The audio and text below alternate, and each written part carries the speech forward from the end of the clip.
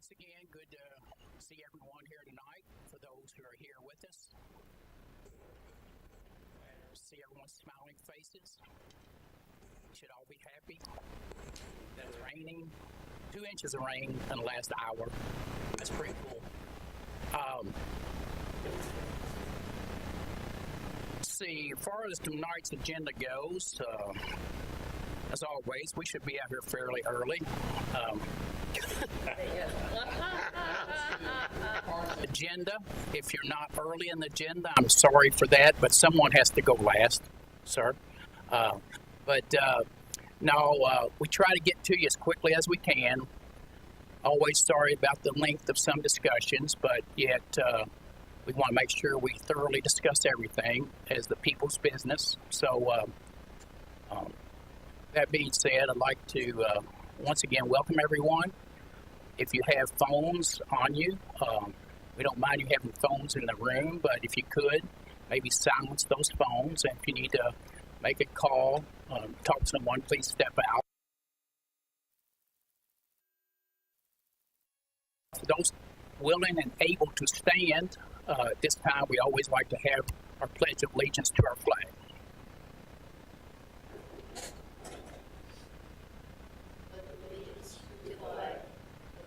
States of America, to the republic for which it stands, one nation, under God, indivisible, with liberty and justice for all.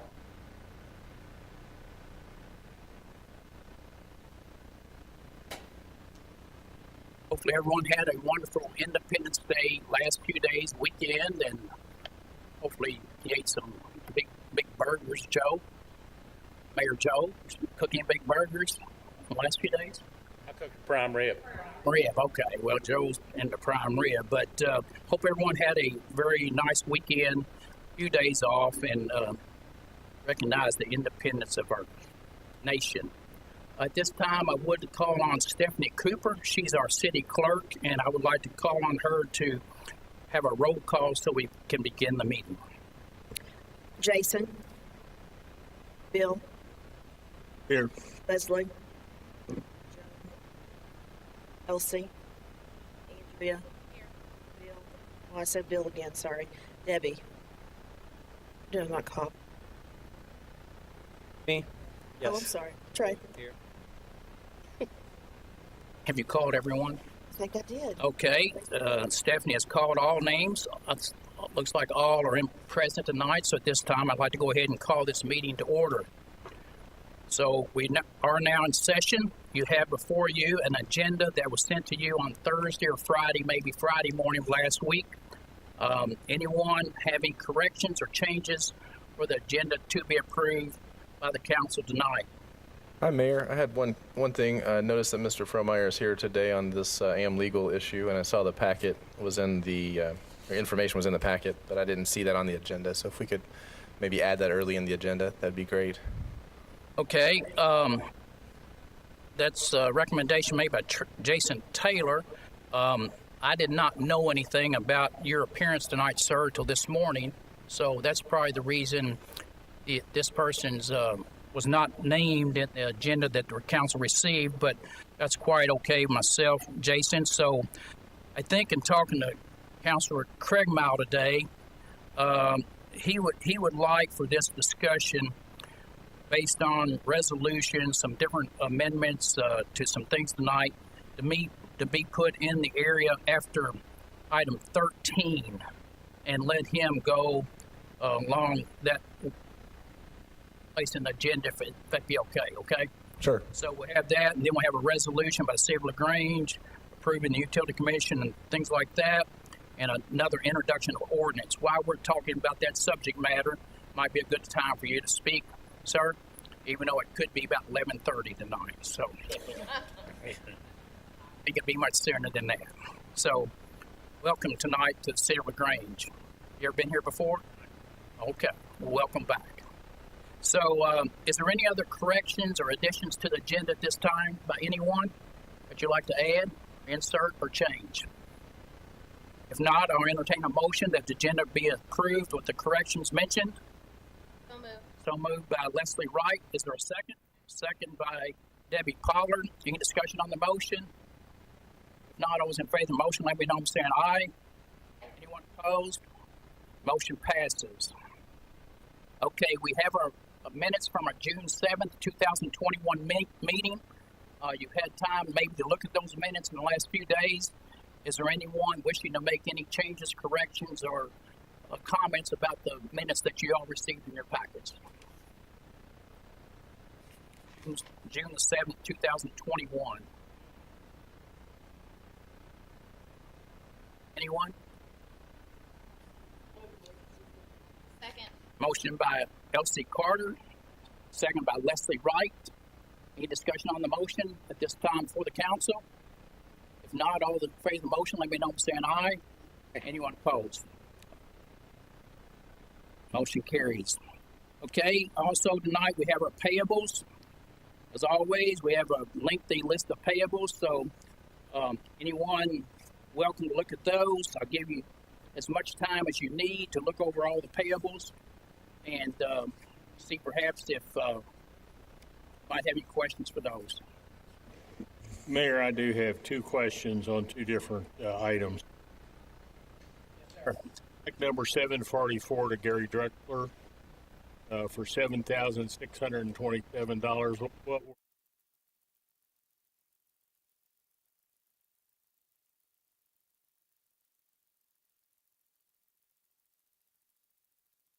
Call on Corey Rusnick, who oversaw that issue with the sewer issues at LaGrange City Hall, and I know it was a difficult 2 or 3 days, and I'll let Corey explain that to the council tonight. About 5 months ago, boring company came through, pulling the Verizon line. There's 3 fiber optic, 2 are empty, 1's full. They bored right through City Hall's sewer line, which was a big fiasco. We had no idea where the tap was. We never had an issue, so we had to find that. There was actually 2 taps on the property, so it was a long process. It was backed all the way up into the building. So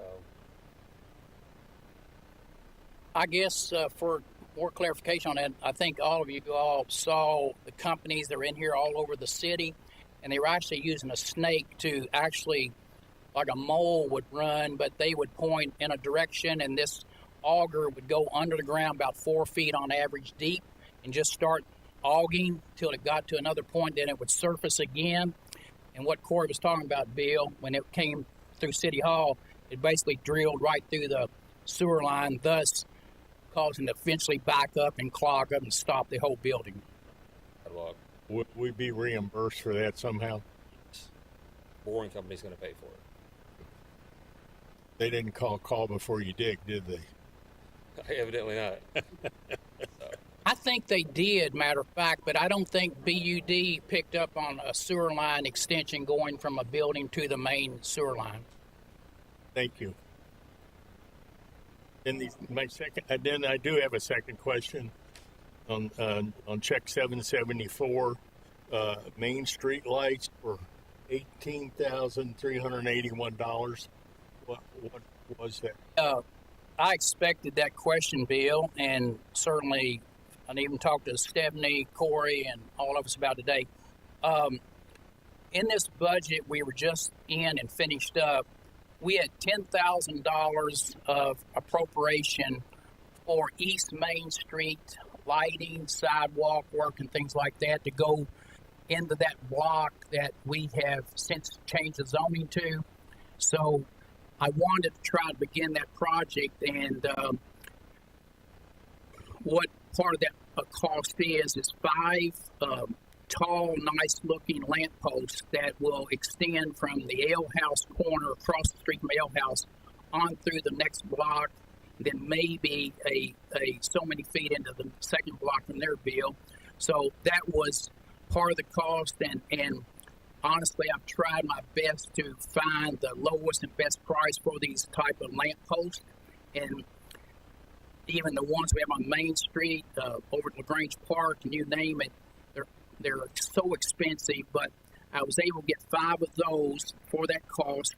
And then we also had a project in the budget that we're in presently to try to improve from Adams Street, where Shannon's Barbecue was, on up into the city. and we bought 11 these lights, these Boyer type lights that Corey and I looked at, as well as John Stewart. So what my thoughts were to try to move those two projects along that were in this year's actual budget, a $20,000 appropriation in one, 10 in the other, giving us 30.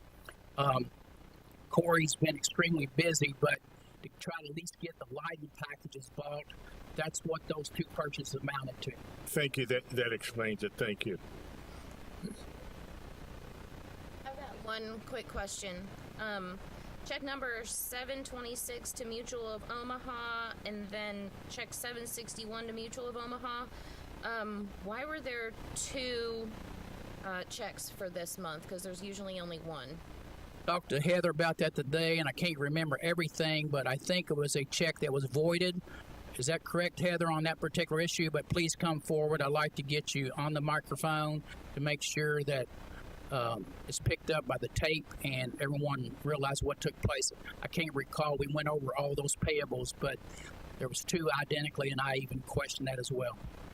Was paying for Mutual was not one of the voided checks. Mutual was paying for, I'd received the invoice on the 30th or 28th and went ahead and paid it because it was for the 2021 fiscal year. There was one dated 6/17 and then one dated 6/30. So it was just for the next fiscal year. And paid it, yeah. All right, thank you. Heather, will you test that microphone? So you just have to get right up on it, okay? Make it louder. Can you hear me now? Okay, as I said, there's a lot of payables. Anyone else have any questions about anything that we've paid out in this pay period?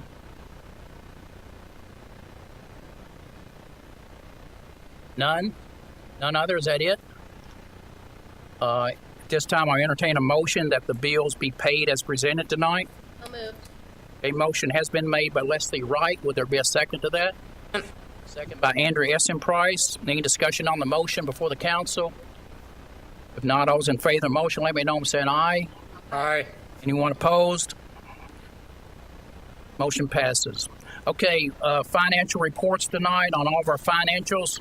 First, we will begin with our bank accounts. We always present all of our many bank accounts and totals that we have to the city council. So does anyone, as always, have, once again, any questions about any accounts that we have within the city operation?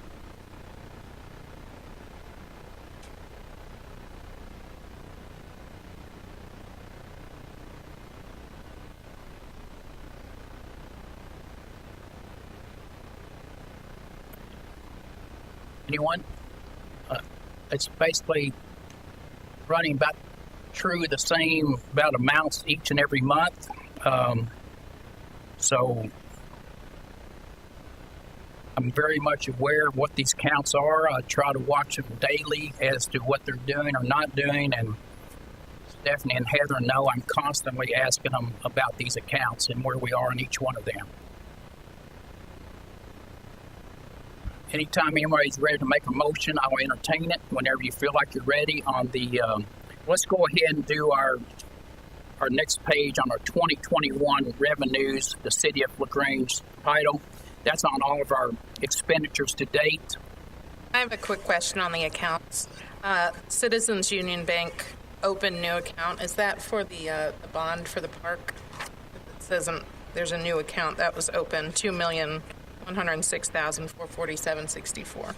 That's not specifically for the park, Andrea. I guess a year and a half or so, I asked Stephanie to place $2 million with that bank so we could draw some interest, and basically in a year's time, money was good then. It's not today, but in a year's time, we were able to make $102,000 off that original $2 million. So that's what that's about. Okay, so we actually bid that out to different banks, had them submit their going rates, what they would pay us, and Cub Bank was the successful winner at 2.6% on $2 million. Okay, so we have that, and now we're to the City of LaGrange revenues on our year-to-dates, on our monthlies, and on our uncollected. We always get a few questions from that particular report. Does anyone have any tonight? I know you all have sat home and studied this all weekend, and I know you're very familiar with it. So, but I always want to give you an opportunity to ask any questions you so choose to do. Okay, if no further questions, we have two documents here. I'll entertain a motion that they be approved as our financials. Anyone want That we approve the payables for June, and, approve the payables? I mean, the financial report. Okay, the motion been made by Debbie Pollard. Thank you, Debbie. Second by Elsie's already beat you. Sorry, Leslie. She got there first, so we have a motion, a second. Any discussion on the motion before the council at this time? If not, all those in favor of the motion, let me know. I'm saying aye. Aye. Opposed? Thank you so much. Okay, moving right along. We should be out by 8 o'clock. So, all right. How about with Grange Main Street? We have anybody here from the Main Street report tonight? Anyone? Okay. Anyone from the council want to speak anything about Main Street in general?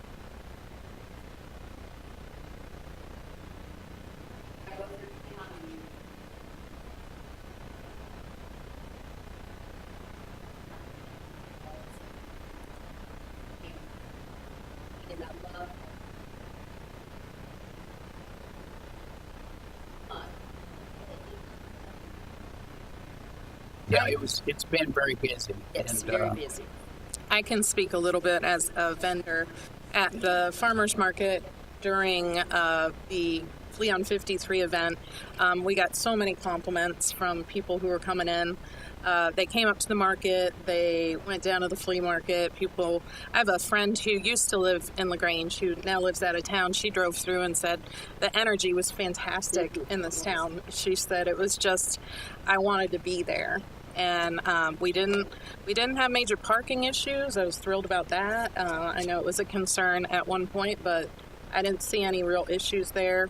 People parked on the side streets and they walked around. They walked down Main Street. They came up from my bakery. They walked just all over town, and we got lots of compliments. So, as a business owner, I'd love to see that happen again, and hopefully they enjoyed themselves. And I love having those kinds of events on the weekends.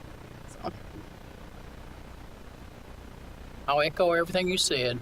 It's very busy, and I believe they're the Stewart Promotion Group out of Louisville. They're planning on, I think, coming back in October for a fall show.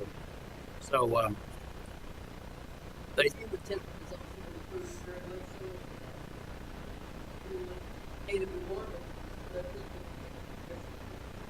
Yeah. Great, keep it up, Elsie, and your volunteer board of directors.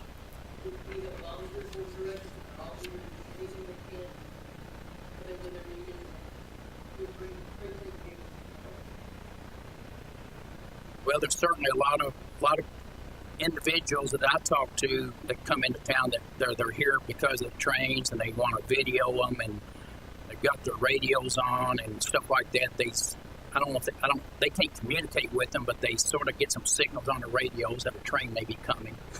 So, Elsie, did you all have a wedding there this weekend also? Wedding at the train station? Yes.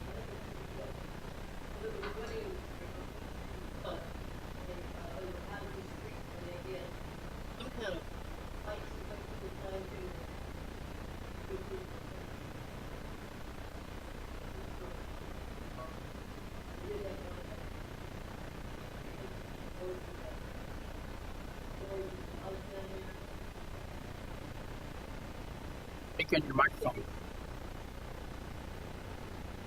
Perfect.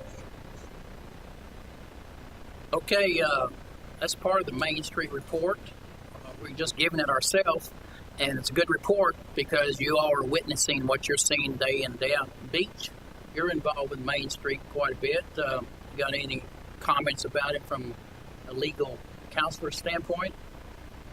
Is it, you know?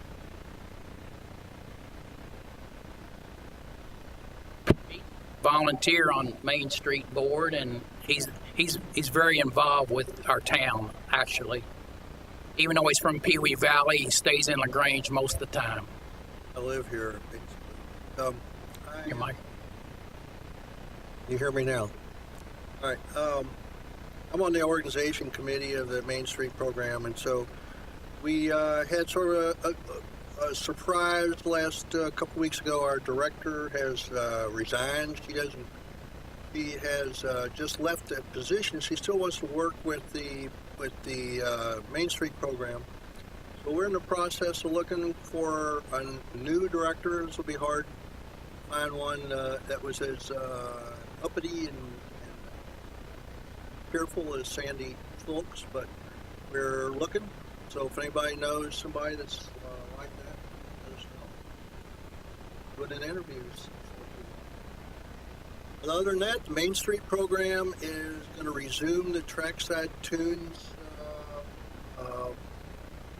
concerts starting in July. So one third Friday of every week in the month.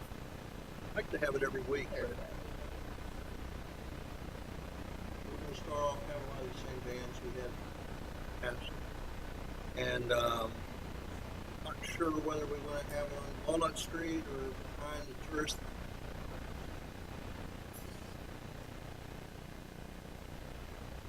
Other than that, it's like it's an unfree street. It's accomplishing its goal of historic awareness, economic development, property protection. One of the three things that it does as part of the National Main Street program. Okay. Had about, 6 ribbon cuttings this last month, Mayor? Or new? 6. Yeah, I think about 6 new businesses opening up. Yeah, Joe. Some of you have the opportunity to attend some of them, but Joe and I go to about every ribbon cutting because the lunch is really good. You know, they always have a good lunch for us, so that's the reason Joe and I pretty much show up. We'll cut a ribbon, say a few words, and then we always look and see what kind of food they have too. But we enjoy doing that. And for those who do have the time, you're welcome to always come and be a part of that. But Joe's correct. We had about 6 different going-ons here in the city on different things that are happening. Okay, that takes care of our Main Street report. Thank everyone for speaking to that issue. How about LaGrange Utilities report? Scott Treese, if you want to come forward, sir, and give us your report tonight. I'm sure it's good, but always welcome to have you, Scott. Here. I emailed out to everyone this morning, so you should have received the financial report. So if you've got any questions on that, I'll be glad to try and answer those. In the meantime, I'll give you some updates on what's happening. Our south pump station, so we're in service.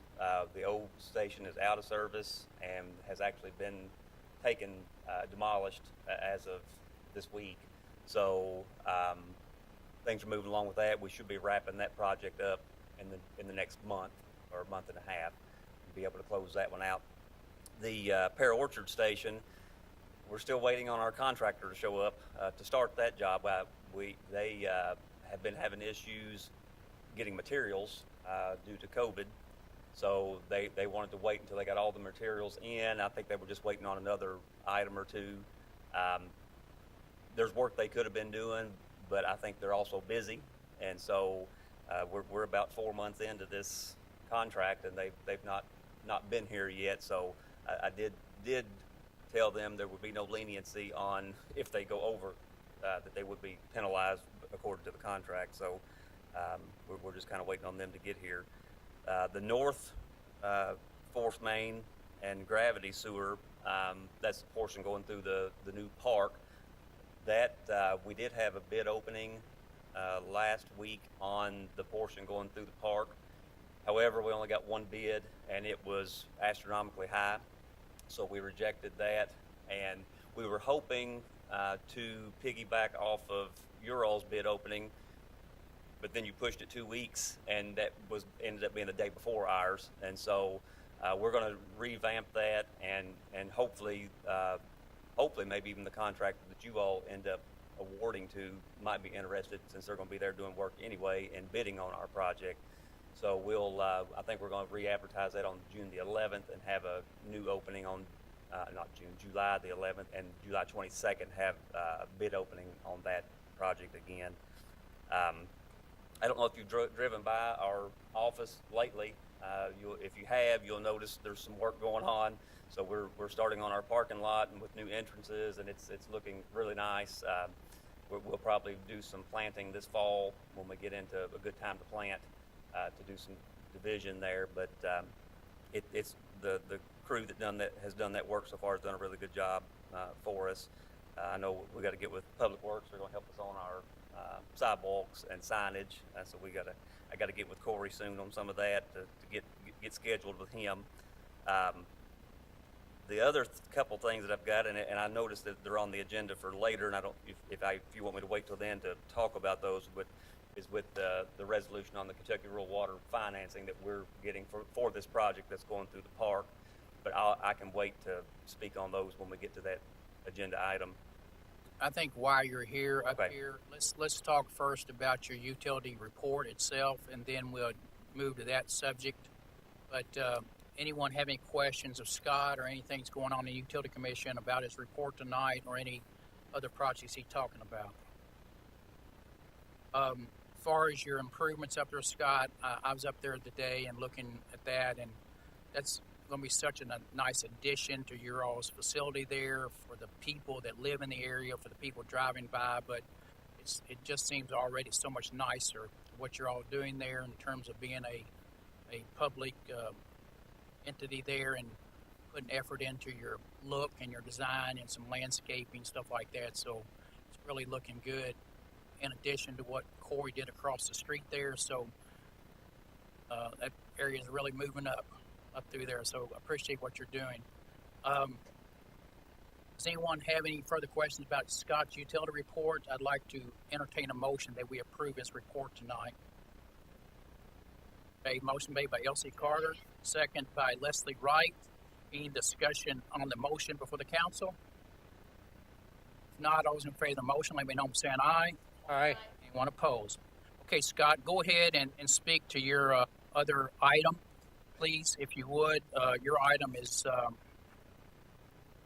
dealing with what, actually? It was the resolution, and it's with Kentucky Rural Water Association. So that's who we are financing the North Force Main project through. So that's the portion going through the park that we've tried to bid out recently, that we'll be rebidding again later this month. And then not only that portion, but the remainder of the project, which comes from Public Works building up to the park, and then it extends on down below the post office. And that'll revamp that whole section of line so that we can, it'll upgrade it to a larger size so that we can handle more growth in the future. And so this resolution, so with Kentucky Rural Water, they're selling bonds to secure our loan. And so their bond council wanted the city to pass a resolution approving the project and approving us to borrow the money, is what it boils down to. So it's a pretty simple resolution. I think Beach had already taken a look at this, and everything looked good with him on it. So, and then the Utility Commission will also have a resolution that we will pass next week at our meeting.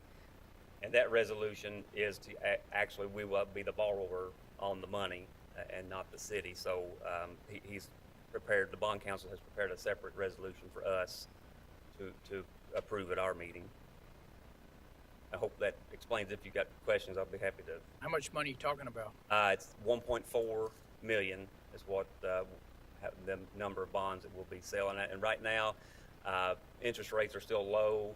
They're talking, I got to update this. They're giving me weekly updates as we come up to, I think July the 15th is when they plan to sell the bonds.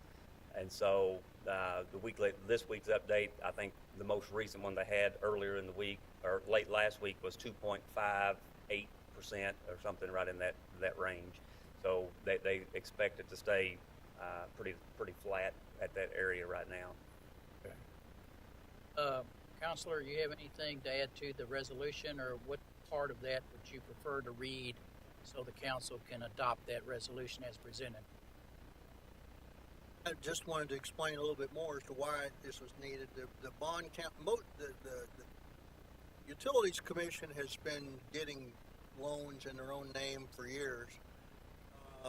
But I guess you all haven't had one with this particular agency for a while. It's, I think, 2012, I believe, was the last one. Right, that and they then had. Yeah. since then, the House bill. One and came in effect 2013, which kind of changed some of the legislation on that. First, they were thinking that this bond was going to have to be in the cities, and so Scott and I talked to the bond counsel and showed him an ordinance that says they can clearly take out loans in their own names.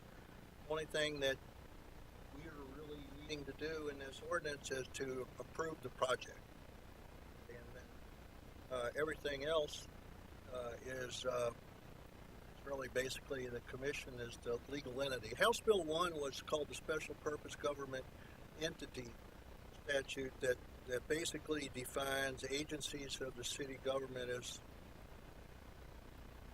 not independent, but they're separate special purpose government agencies that have their own special reporting steps, which the commission follows. So basically all this says is a resolution of the city that approves the improvement project that he just described on the North Force Main, and authorizes the Utility Commission to finance the improvement project, and particularly through the rural rural water funding organization. Okay. Basically, that's what it's about. It's giving basically our support in allowing the commission to enter into a bond obligation of approximately $1.4 million. We've heard it. We supposedly understand it. Who would like to make the motion to approve this resolution 11-2021? Motion to approve resolution 11-2021. A motion has been made by Leslie Wright. Would there be a second to that? Second. Elsie Carter. Any discussion on the motion before the council at this time? No further discussion. All those in favor of the motion, let me know by saying aye. Aye. Anyone opposed? Okay. One more item, Scott. I did get sent today a letter from the Department of Local Government for all those and in your service territory. There was $2 or $3 million, I think, put up recently, last number of months, from, I guess, some kind of Affordable Care Act money or CARES Act monies to the utility districts around the state. We were part of an area made up of probably ourselves, Shelby County, maybe, I don't know if it went out as far as Trimble, but the Grange utility, this is a grant basically to allow folks to come in to submit past due water bills, sewer bills, and utilities up in the amount of $200,000. So you're probably aware of this, right? Yeah. And the person or the agency is going to be funneling this money back to the customers once it gets going here soon, I hope.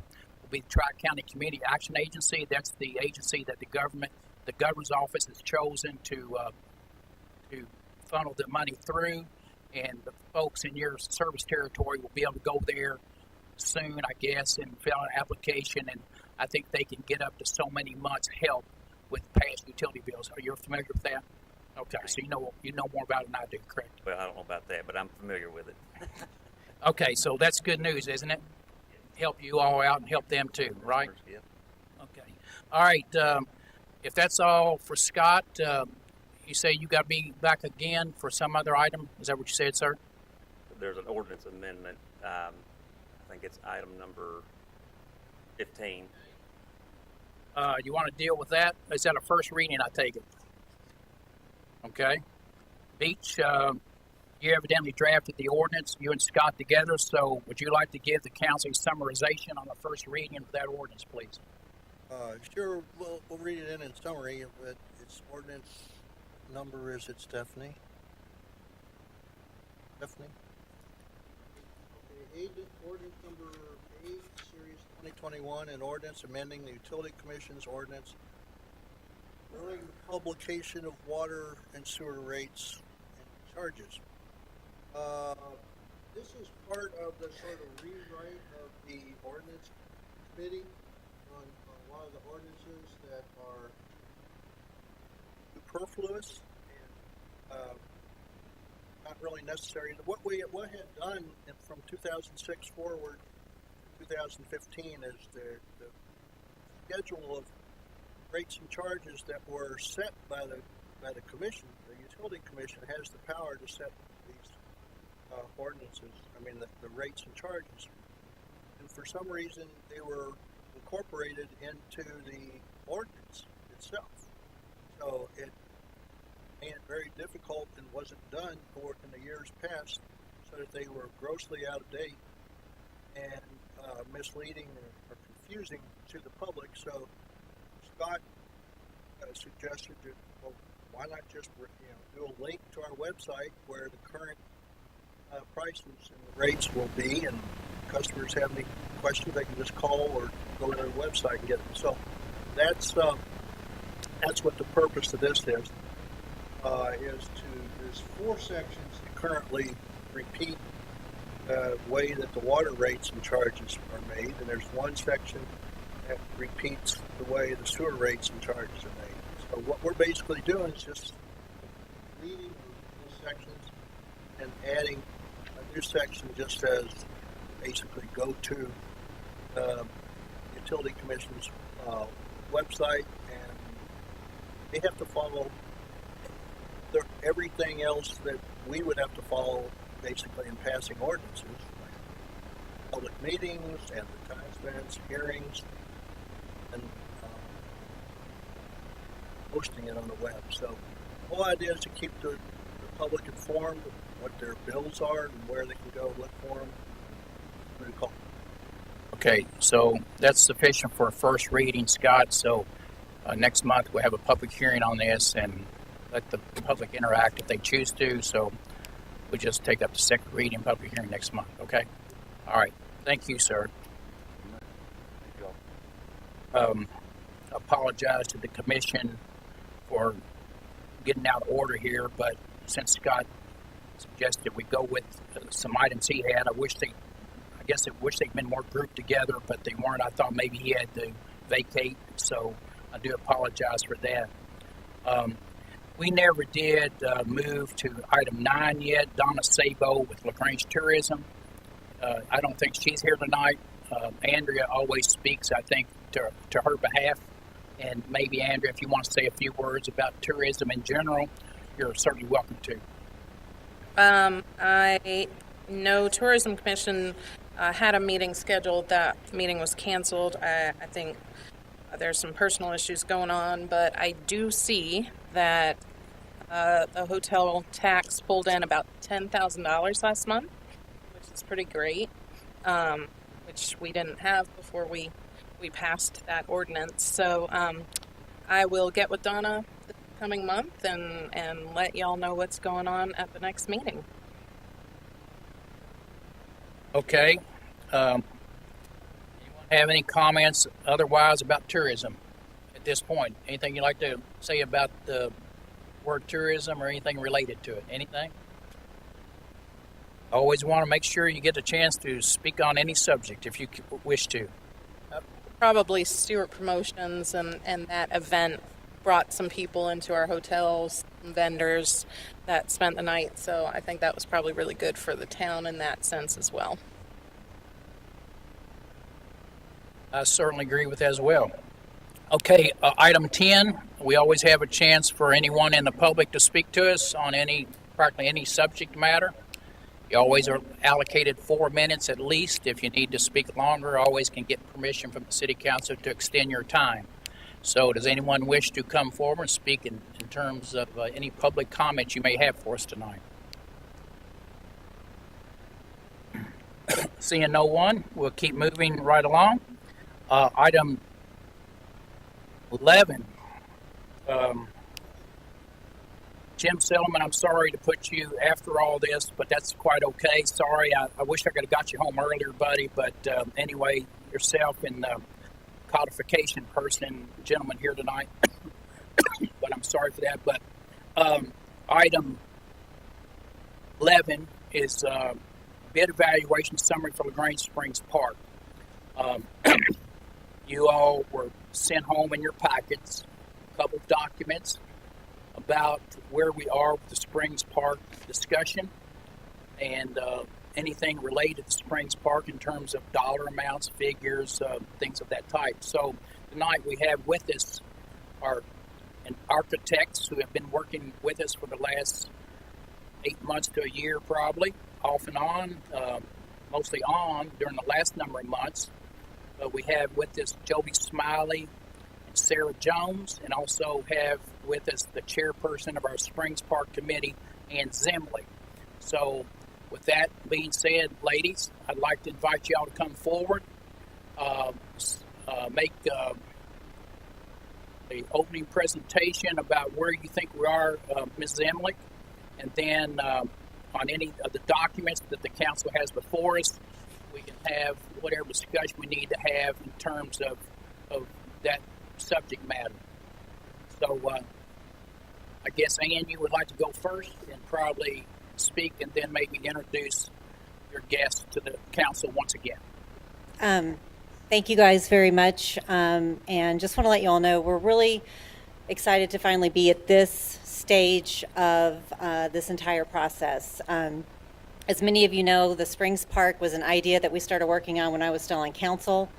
I've now been off council over 2 years, and we have been meeting regularly. Many of you all have participated in those meetings. We've had countless design meetings, redraftings, and throughout the course, actually 2 years, we've been working with these lovely ladies from the design team to get this park to what we think is going to be an amazing asset for the city of LaGrange.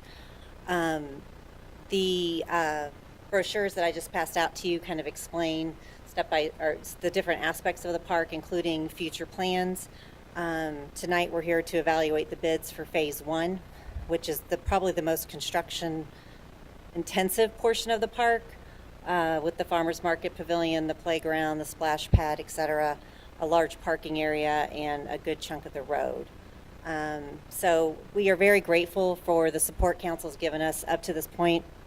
We know you all have had to approve some land acquisitions. You all have had to approve appropriations for us to even embark on this design process, and you all have been great supporters of this, and we really appreciate it, and we're excited to move into this next phase. And so with that said, I'm going to let Jody Smiley with Environs Inc. and Sarah Kopke-Jones with Jones Landscaping discuss our bid evaluation process.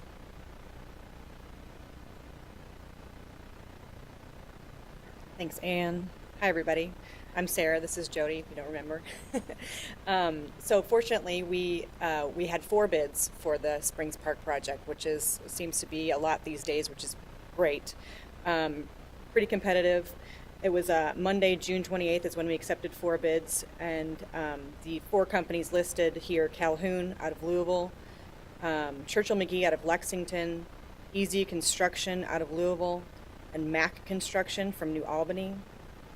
A few days later, we formed an evaluation committee and met to discuss the bids. Those present were Ann Zimlick, Springs Park Committee Chair, Bill Landline, Council Member and Springs Park Committee, Joe Davenport, Council Member and Parks Board, Russ Morris, Springs Park Committee, Elsie Carter, Council Member, Mayor John Black, Councilor Beach Craigmouth, Corey Rusnak, Public Works, Kevin McCalla from Ross Tarrant Architects, which is the architects working with us as the lead, Jody Smiley and myself. The committee thoroughly discussed all the prices and qualifications as they submitted packets of pictures and information about projects that they had worked on in the past, the general contractors as well as their subcontractors. Jody and I reached out to a lot of these specific references to follow up on those things. We discussed that with the committee present, we decided that 5 of the people present that day were to be the voting evaluators. And that was Ann Zimlick, Bill Lamline, Joe Davenport, Mayor John Black, and Jody Smiley. As you can see, the printout, we have a evaluation of price as well as qualifications, and that was set forth from the instruction to bidders and part of the project manual of the project, of the construction documents. We received both the base bid as well as alternates that were things that we subdivided in order to get the most competitive price, and to evaluate those at respect to the costs that were presented.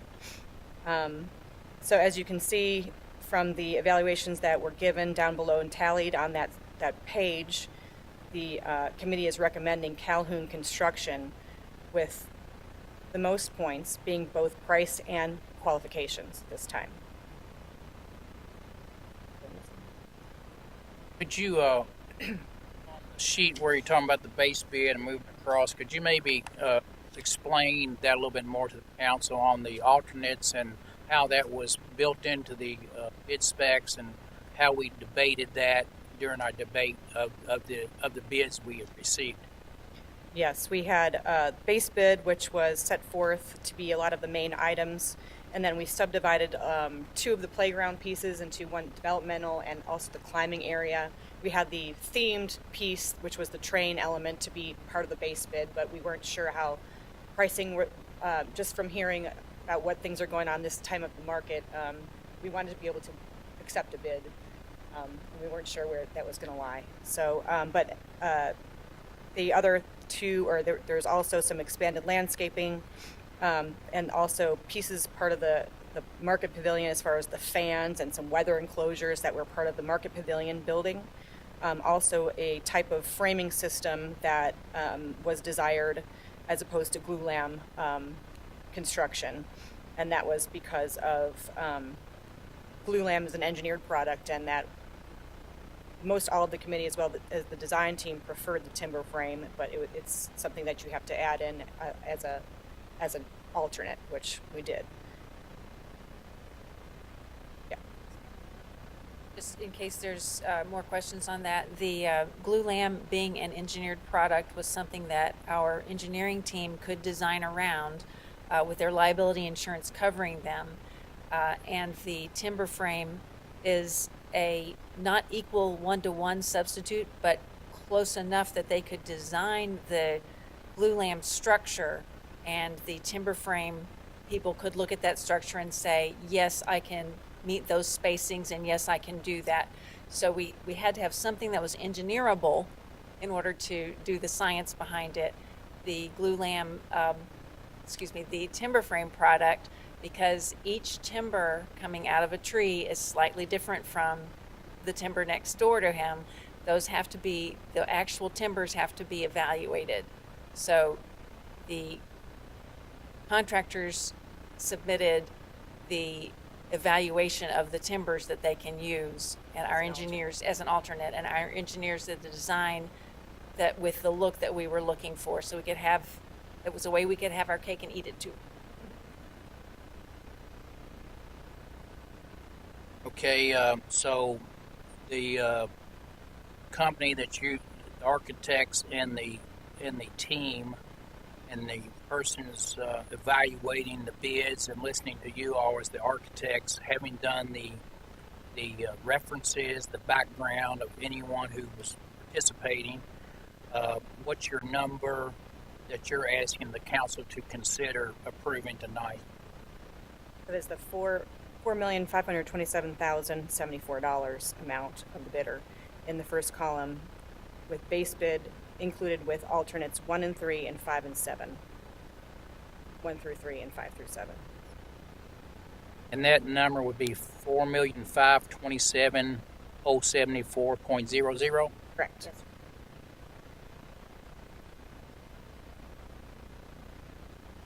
Okay.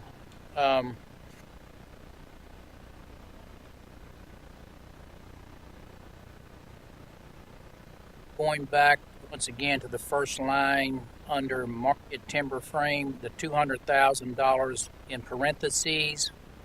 That's the cost of the timber frame as a, that's considered a deduct, correct? That's correct. Okay, so with that deduct, it still comes to $4,527,074, correct? Correct. That is including the alternate 1, alternate 2, alternate 3. Please and please 7. explain to the council what alternates we are choosing to do ourselves. The city is choosing to do themselves. So the alternates the city is going to do themselves, so the things that we did not include in this bid, which would be alternate 4A, which is the benches, and there was some discussion on that design of what type of benches. We did price out a certain just a catalog bench, and additional site furnishings, which is alternate 4B, which is your trash receptacles, bike racks, dog waste stations, and picnic tables, yes. So those things the city could purchase directly, and it would eliminate the tax. So the Department of Public Works would be able to get the benches, assemble them, and install them, which would be a cost savings. And we wanted to evaluate that, what the bidders were going to provide for us, and we're deciding not to take those through that base bid, but that the city would self-perform, excuse me. What other ones did you have? The other few that we did not include on this were alternates 8, 9, and 10, and that has to do with having Public Works self-perform the asphalt base and surfacing, which would be the parking lots and the driveways. And that number we're not accepting. It's something that the contractor is going to keep within the bid. So all the paving and everything is going to be on the contractor and not have to go through Public Works. The other two were evaluating borrow material that is at Oldham Reserve.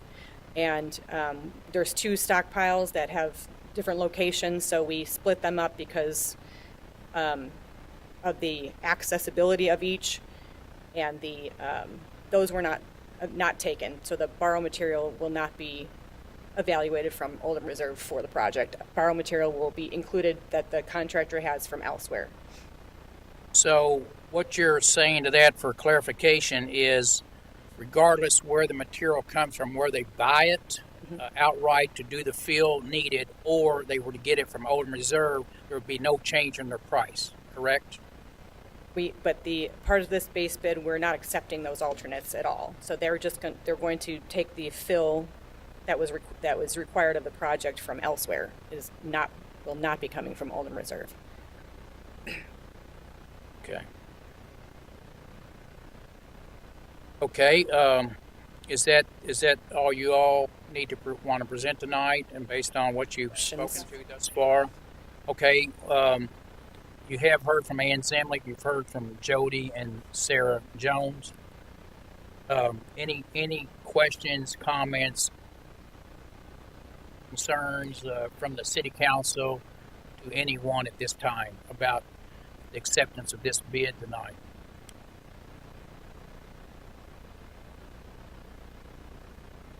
Playground includes the spray ground, correct? Sorry, yes, it includes this spray ground. Right, The base bid did. includes the spray ground. Yeah, and we didn't say that term, but yes. Alternates, the spray ground's not in the alternates. Oh, it was always in the base bid, yeah. So it was never pulled out to be a potential alternate. The spray ground was meant to be built with the base of the park, no matter what.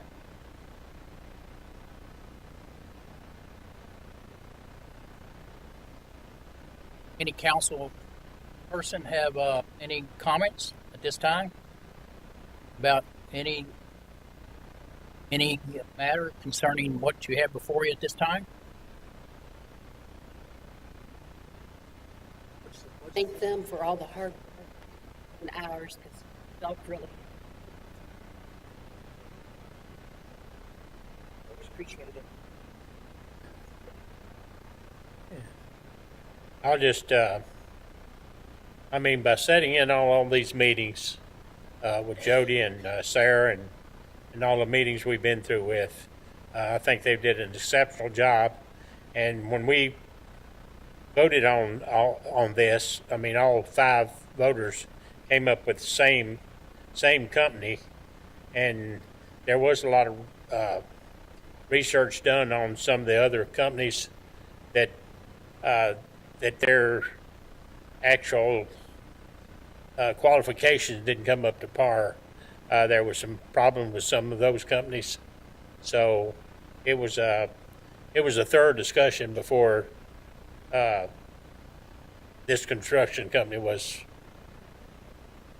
was chosen, and it was by a sheet, so nobody knew. Each voter didn't know what the other voter was doing.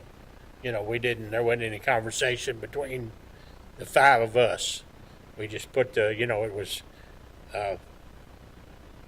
like a 50-50 or whatever we wanted to put on the others. Some of them maybe got 10 or whatever than the company, so it wasn't, nobody knew what the other person was actually voting for. So when the votes was tallied, all 5 came in, as you could see on the score, for the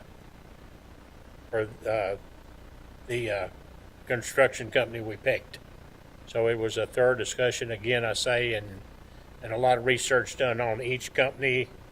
For instance, one of them didn't have spray ground qualifications, and that's just an example of that. And so that's the way it was all chosen from comments, and we had a Zoom meeting also going with engineers. So there was a lot of questions, a lot of discussion before this was actually chosen. So I'd like to say something. I was not included on the vote, but I did sit on the interview. It seems like they were in different ways, but I did think that there were 2 was most experienced, and that's been my view that, for example, looks like.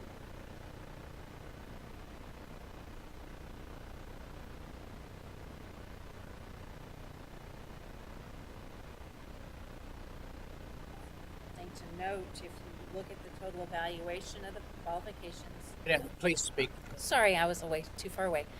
If you'll look at the qualifications numbers, the Easy Construction happened to have been higher in qualifications, which agrees with what Elsie said. Their bid numbers were higher than Calhoun's numbers, so Calhoun ended up winning the score from price because both were evaluated. Both the price and the qualifications were evaluated equally.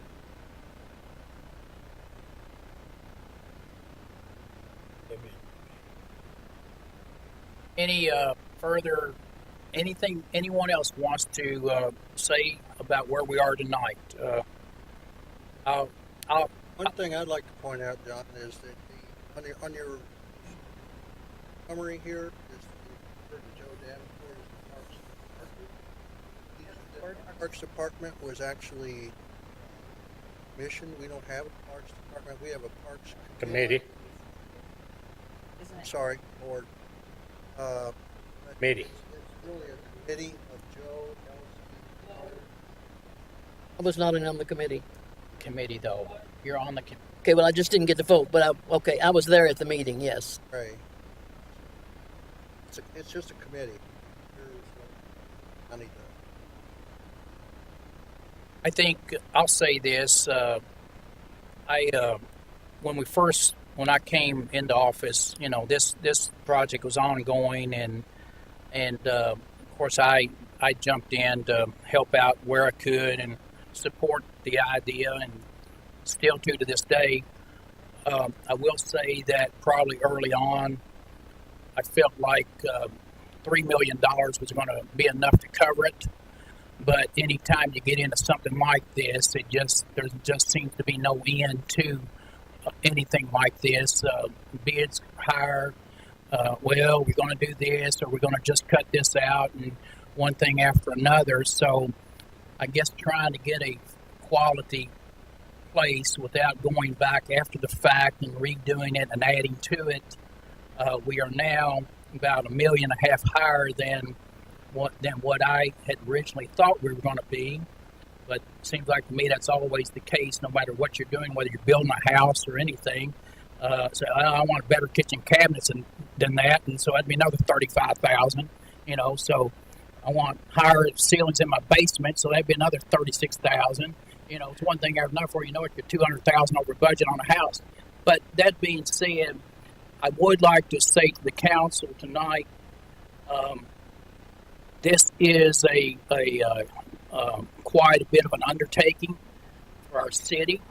However, for the long term, I think it's going to be something that is going to build community pride. It's going to bring a lot of people together. Hopefully, it'll bring more people to our town. Hopefully, it'll be more opportunity for our citizens to. Seems like they're enjoying another idea that's positioned right here in our downtown. The farmers market, Russ Morris is here tonight. It'll be a piece of what they will use for their farmers market idea. It'll entertain a lot of kids to come having fun in our city. And yes, the price has escalated. For future thoughts, I feel like that we can handle this debt. If I didn't think like we could, I wouldn't be doing it. It's certainly a big obligation, but when I look at I've tried to analyze on how many years we need to carry this to be able to afford it, the debt payment in our annual budgeting for the per year, plus operations costs. So I will say the reason that we're in this shape today, City Council, is because, yes, we continue to build a business park in our city here, but it's being built primarily on the ability and the area of the comp tax. If we didn't have the comp tax to continue that idea and keep that business park going to create future jobs, future employment, future everything in our city, then this money that we have in reserve would have been used probably to build that business park out there, or it would have sat there idle and nothing would ever happen to it because there would have been no money to do it with. So we are trying to create more opportunity. This debt that we'll have on this thing, I think Trey's always been an advocate of trying to put cash money into the project. We will be taking right at $2 million of that account from the Cub Bank, as you saw tonight. That will be $2 million of cash on hand going in on the front end of this project, in addition to a $2.5 million bond issue over 20 years.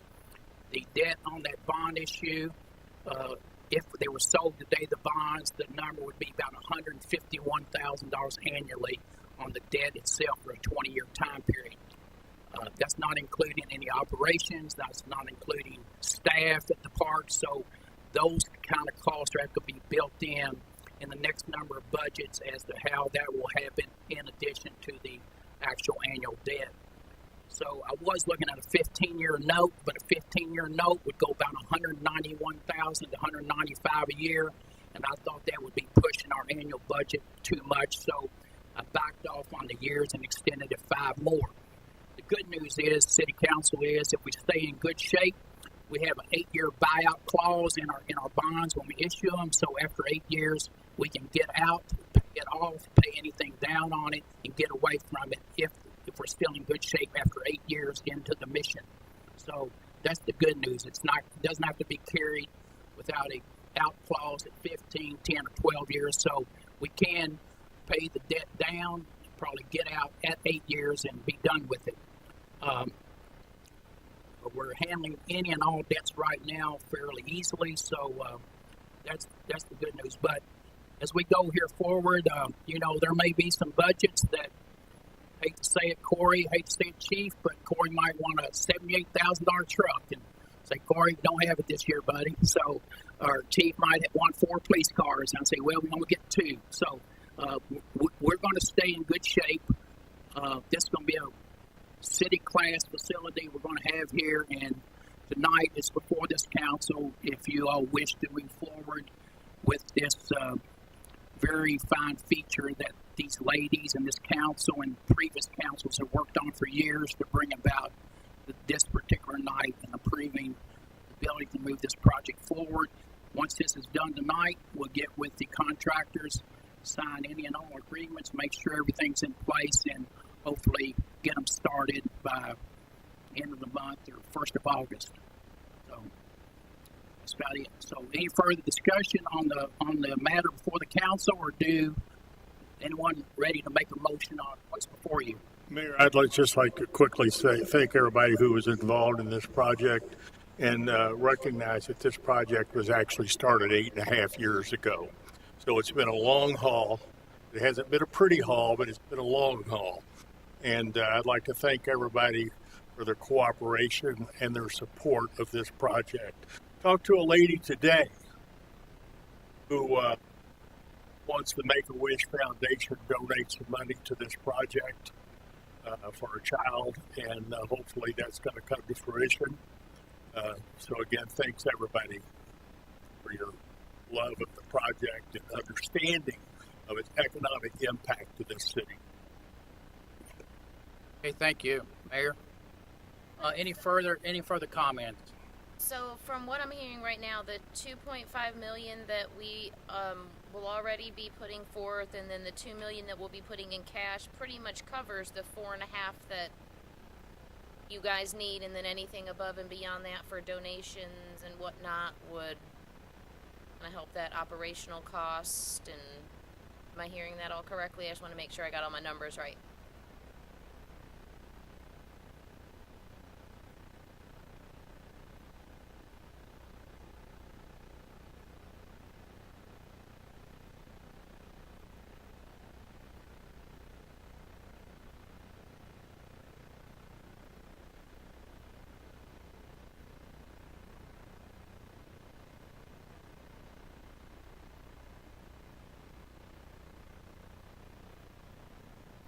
Well, I'm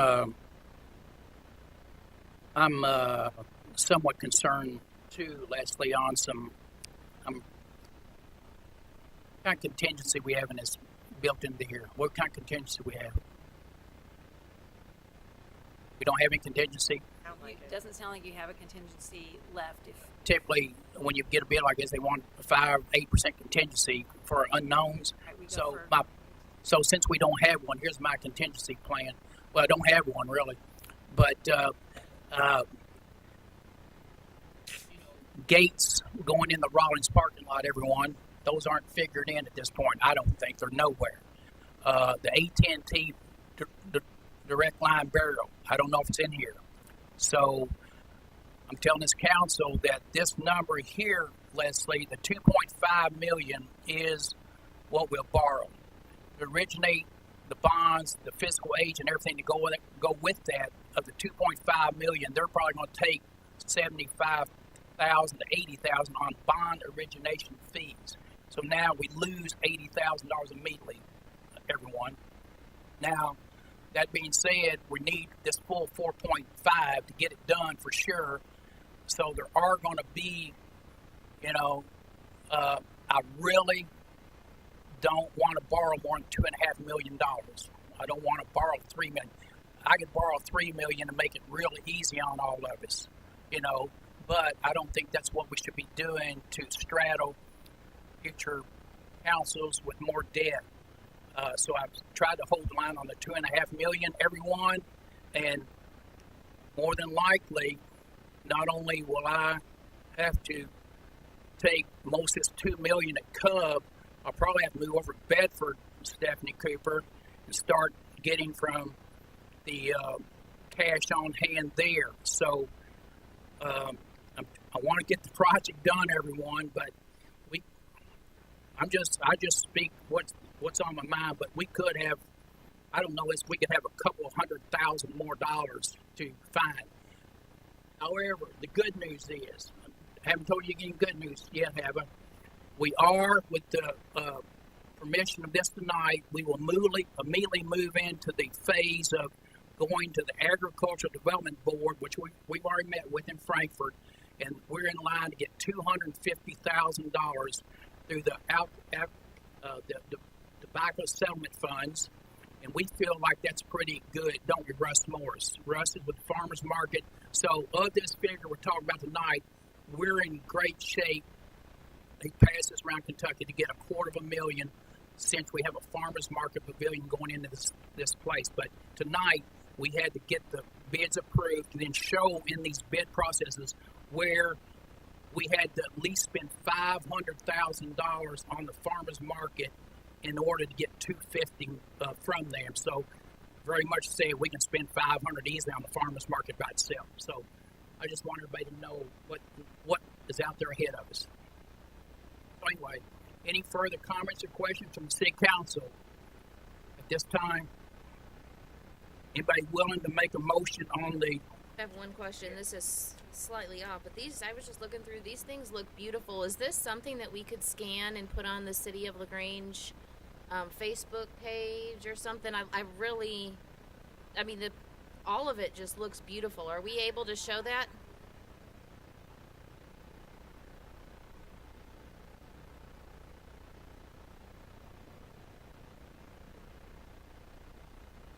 I was like, is that, I mean, it's very there. The pictures are very beautiful. I think that would really help, you know, the present and then the after, to let people see exactly what it's going to look like.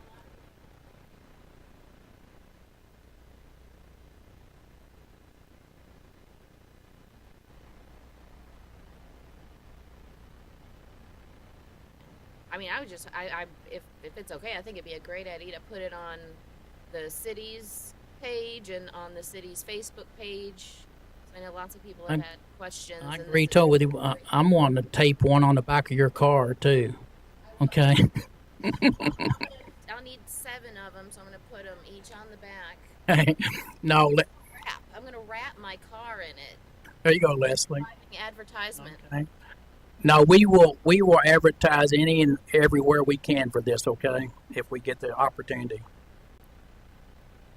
Okay, the matter is sitting with the city council this time, so I'll entertain a motion, either up, down, or you name it. I'd like to make a motion to approve the Calhoun Construction as the major contractor for the Springs Park.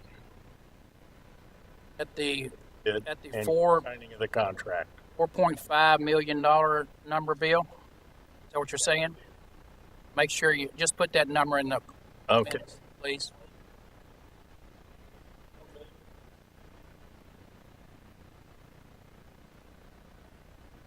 Okay. Motion's been made by Bill Lamlin, second by Leslie Wright. The motion's on the table and it's open now for discussion.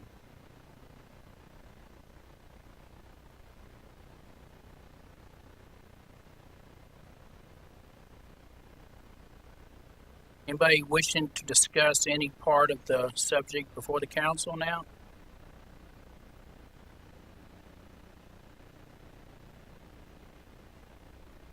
If not, no one's wishing to say anything further. I have a motion and a second. I'll call for the question. All those in favor of the motion, let me know by saying aye. Aye. Still roll call vote, please. Start with whoever you choose to start with. Yes. I just have some concerns about the cost. I'm going to stick with my no from previously. Thanks. Leslie? Joe? Elsie? Andrea? Debbie? 6 yes, 2 no. Right, well, you didn't get Trey, did you? Sorry, Trey. How did that vote? Officially recognize me, I guess, or yeah? I guess yes. Okay. What did he vote? Yes. The 2. The other one, Jason. Okay, motion passes 6-2. Okay. Thank you all for all you've done and all your help and assistance and efforts. Appreciate y'all for all the hard work, and you also. I mean, it's been a chore, so it's come a long ways. Thank y'all. Okay, let's keep moving here. It's 10:45, and I apologize for anybody that's still with us. But Jim Silliman, let's go with you, sir, and please speak to the council on what you have for us tonight. Silliman, Oldham County Engineer. For matter of correctness in your minutes, I'm actually with the engineering department, not planning and zoning, or planning and development. But Okay. no need to apologize for my order in the agenda. I was actually eager to hear the results. So, as a potential user and county engineer, so thank you. Sure. What you have before you is amendment number 1 to the East Peak Road construction project. Sure, sorry. What I have before you is amendment number 1 to East Peak Road construction project. This amendment, or the original contract, is with Mac Construction, constructing this portion of East Peak Road. After the project was bid and awarded, Kentucky Utilities required some additional scope and infrastructure for the utilities that are being provided for on the roadway. So we've been negotiating with the design, or with help of the design engineer, with Kentucky Utilities to determine what exactly they needed installed and added. They needed additional switchgear bases. So the cost of that has come in at, it's estimated at, well, it's set at $104,041. Half of that would be paid by the city, half by Oldham County Fiscal Court. Oldham County Fiscal Court approved this amendment at their fiscal court meeting on June 29th. So I'm asking the city council to also approve their portion. I think it's important to note that when the project started, an escrow was set up to pay for construction. About $1.8 million was put into the escrow based on a construction engineer's estimate. The bid came in at $1.335 million, and so even with this addition, it's well below that escrow amount that would be used to pay for this.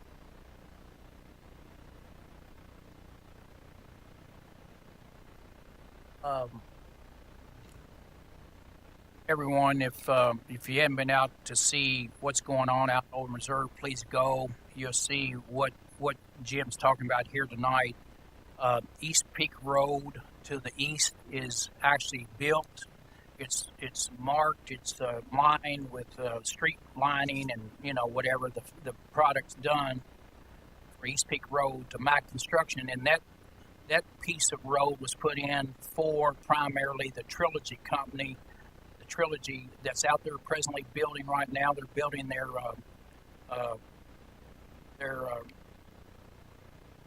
facility. They what's the name of the facility? What's it going to be? It's just not a nursing home. It's a healthcare facility, about 100,000 square feet or 90,000, something like that. That's the reason East Peak Road was put in. What Jim was saying, you all, we have already placed into escrow amount based on the engineer's estimate before Peak Road East was ever even put in. So this $102,000 will be coming from actually compensation tax money to help pay for this cost, even though it's already been placed into an escrow amount already. So we do have positive money in there based on what the actual bid came in later date versus what the engineer's estimate was. So that's the good news. As far as this actual change order or whatever Jim's here tonight for, I guess that came up during the course of whatever, and that's what Kentucky Utilities said they needed to do, correct? Okay.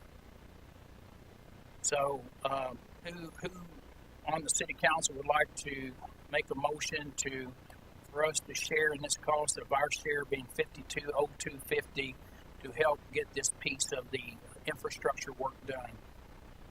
I'd like to make that motion. Okay, motion made by Elsie Carter.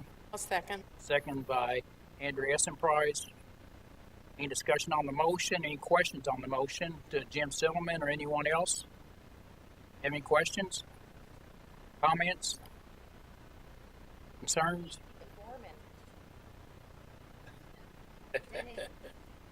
What's that? I need to get a job as a foreman. Billy Ray, you need to get a new job. Are they hiring?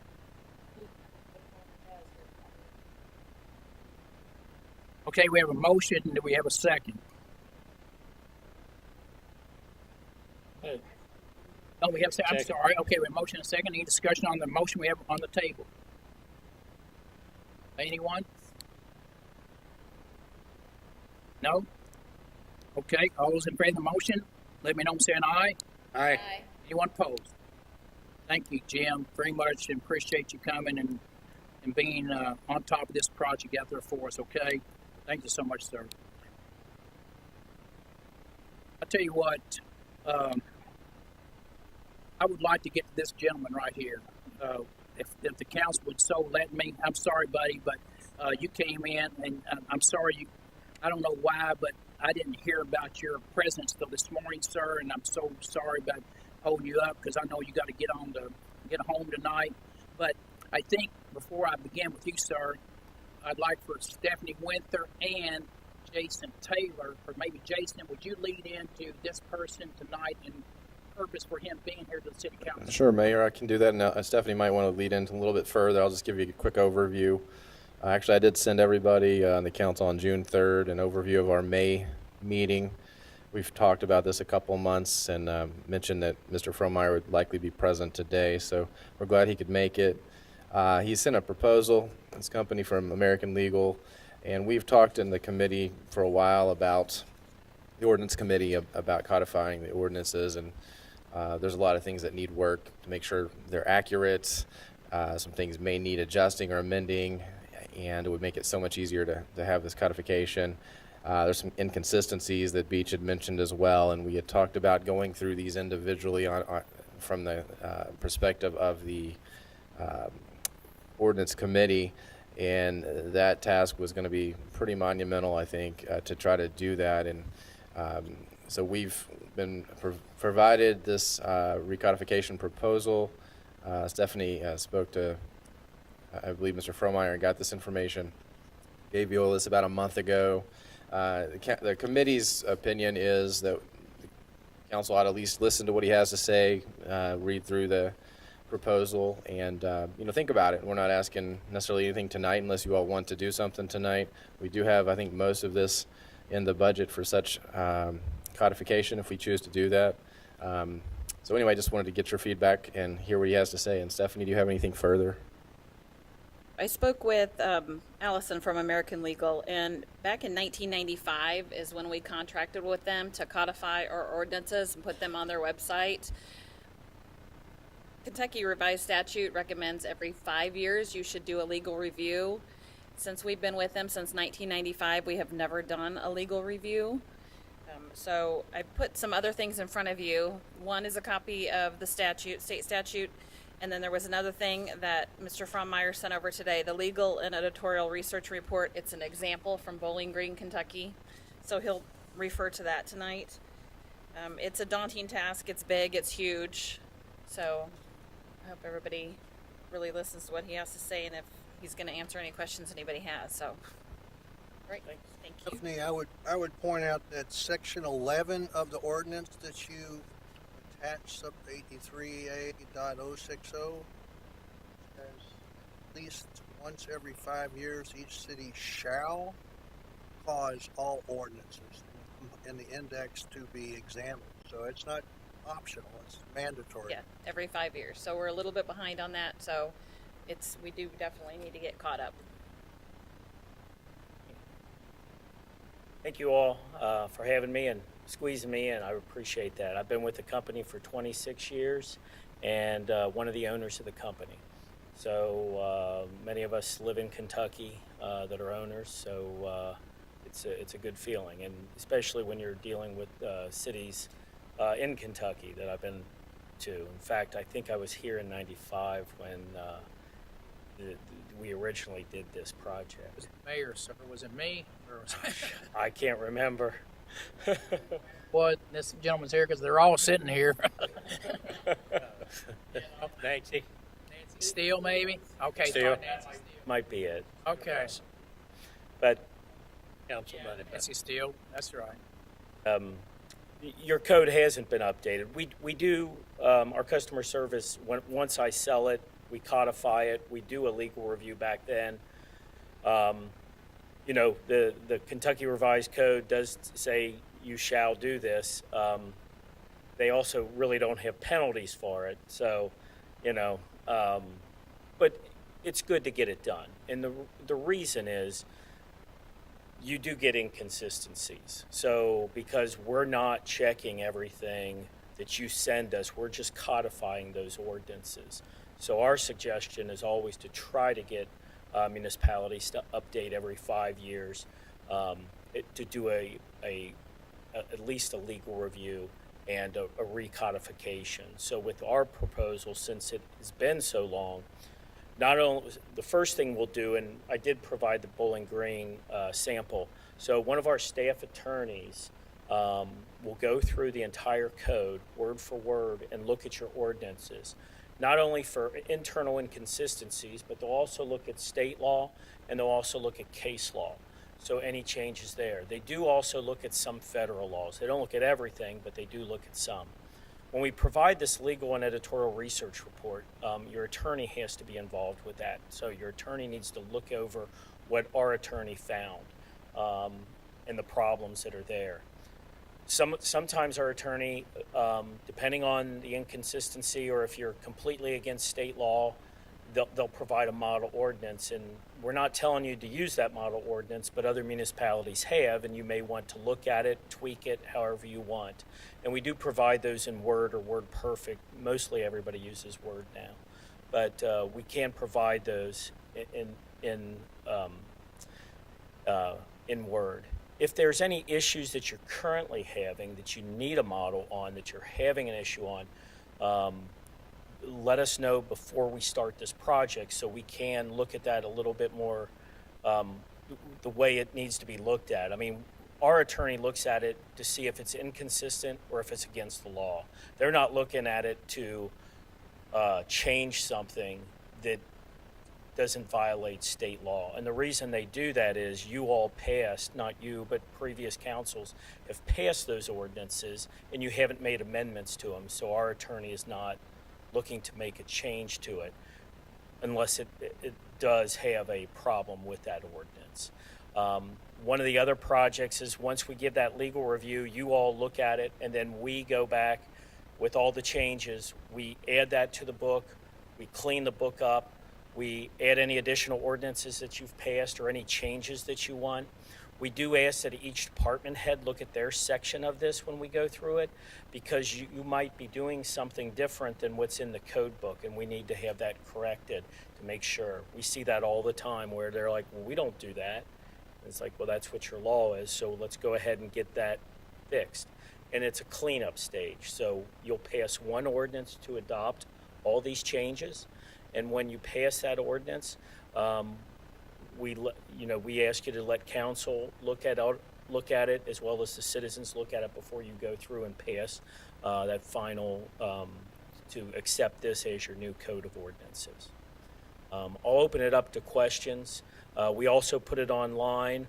One thing I do want you to know is that when we recodify it and you put it online, we will update it as ordinances pass. So if an ordinance passes tonight, email it to us the next day, and typically if it's a smaller ordinance, we get it within 7 to 10 business days online, the change. So not only the citizens have access to it, but staff, developers, you guys seem like you have a lot going on right now. So it'd be nice to have those ordinances updated and online as quickly as possible instead of once a year. And we can do that with this. And I'll open it up to any questions. Council, committee, ordinance committee, I know this has been discussed there. What questions or comments based on, I think, what the council received, I guess, tonight or today or sometime, I don't think we had prepared or had not had given to us when the packets went out. So I was looking at it briefly this afternoon. I think it was 20 pages or so. So if the council feels that you just saw this, when did they receive it, Stephanie? Yeah. Right. Oh, so you got it Friday? Okay. I didn't even realize it got out. Yeah, so it's been. familiar with it enough tonight to at least discuss it, correct? Proposal was in the packets. The thing you have tonight was just a sample copy from the Okay. The proposal was put in the. Being on the ordinance committee, I'll just throw in my 2 cents. After we learned about this and what extensive work it would be for the three of us and Beach, he's the only lawyer in it, and the three of us laymen who are, well, you're a lawyer, but with another full-time job. But to try to go through and compare everything and look for overlaps, it would take us years. And Andrea and I, as much as we, love doing things, I mean, that's a lot of time and something that I would never feel comfortable doing, comparing and, doing the legalese on some of it. It would take hundreds and hundreds of hours. And this is something I think would be well worth the investment, not to mention, it hasn't been done in 25 years. It's definitely time for the overhaul from AmLegal. Right, that you make a great point. The time it would take for you all to go through it, I mean, our attorneys, that's what they do. This is all they do. So they're well versed in this to look at this. So as part of the ordinance committee with Leslie and Jason, the base cost of your proposal was $13,000.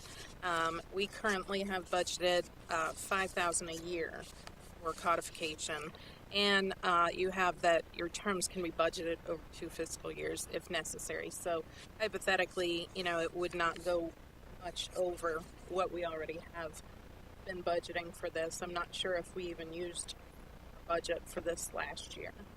We only used a few $100s for the codification. I saw that on June's statement, so I know we have not used the I didn't add it up, but I know we did not use $5,000 in codification over this last year.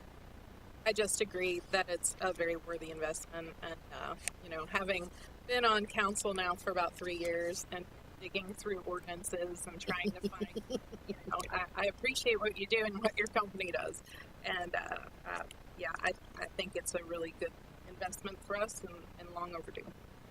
I always wanted to know what people did with English degrees besides teach, and they come to our company. Rich, can you give the council just kind of an overview, a quick overview of what that cost that you've outlined, $13,000, would include?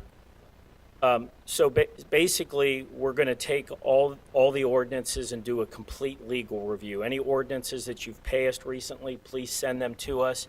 But we're going to look at your ordinances. Our attorney is going to go through and look at it to see if there's inconsistencies. And that's a big bulk of it, is going through all of that. It's going to take us between, we say, 3 to 7 months to go through all of that. They get with an editor, and an editor will kind of make notes first, and then the attorney goes through it. The editor is there to clean it up. So I was telling, there's these pages called A and B pages. So like you'll have page 56 and then 56A, B, C, D. Well, what happens sometimes is when people go to make changes, they make a mistake and they'll put in 56 again, so then you'll have two 56As. So we're going to clean all those up as well. So you don't have a lot, but there are some in there. So that's part of the cleanup. And then also, once you all go through the code and any changes that you want to make and any model ordinances that you want, we add all that in, and that's all included in this price as well as a meeting with our attorney. So you do get conference call. You get one hour conference call with the attorney. You can do more, and they do Zoom meetings as well now. Everybody knows how to do that, and all the other online services. So we will meet that, and then any phone calls you want with our attorney, there's no charge during this recodification process. So is your price $13,000? That's it? Unless you add a big ordinance here or there, we do that's based on what we know we have. If all of a sudden you add an ordinance here, and they're big, then it's a little bit more. You've already looked at your workload as far as we go as a city, correct? And that's how you've arrived at your estimated price of 13,000. Exactly. So you're not going to, I mean, you may be 1,000 more or 1,000 less, but you're not going to be much. It could go either way. We actually have it's increase or a decrease clause, depending on how much you take out.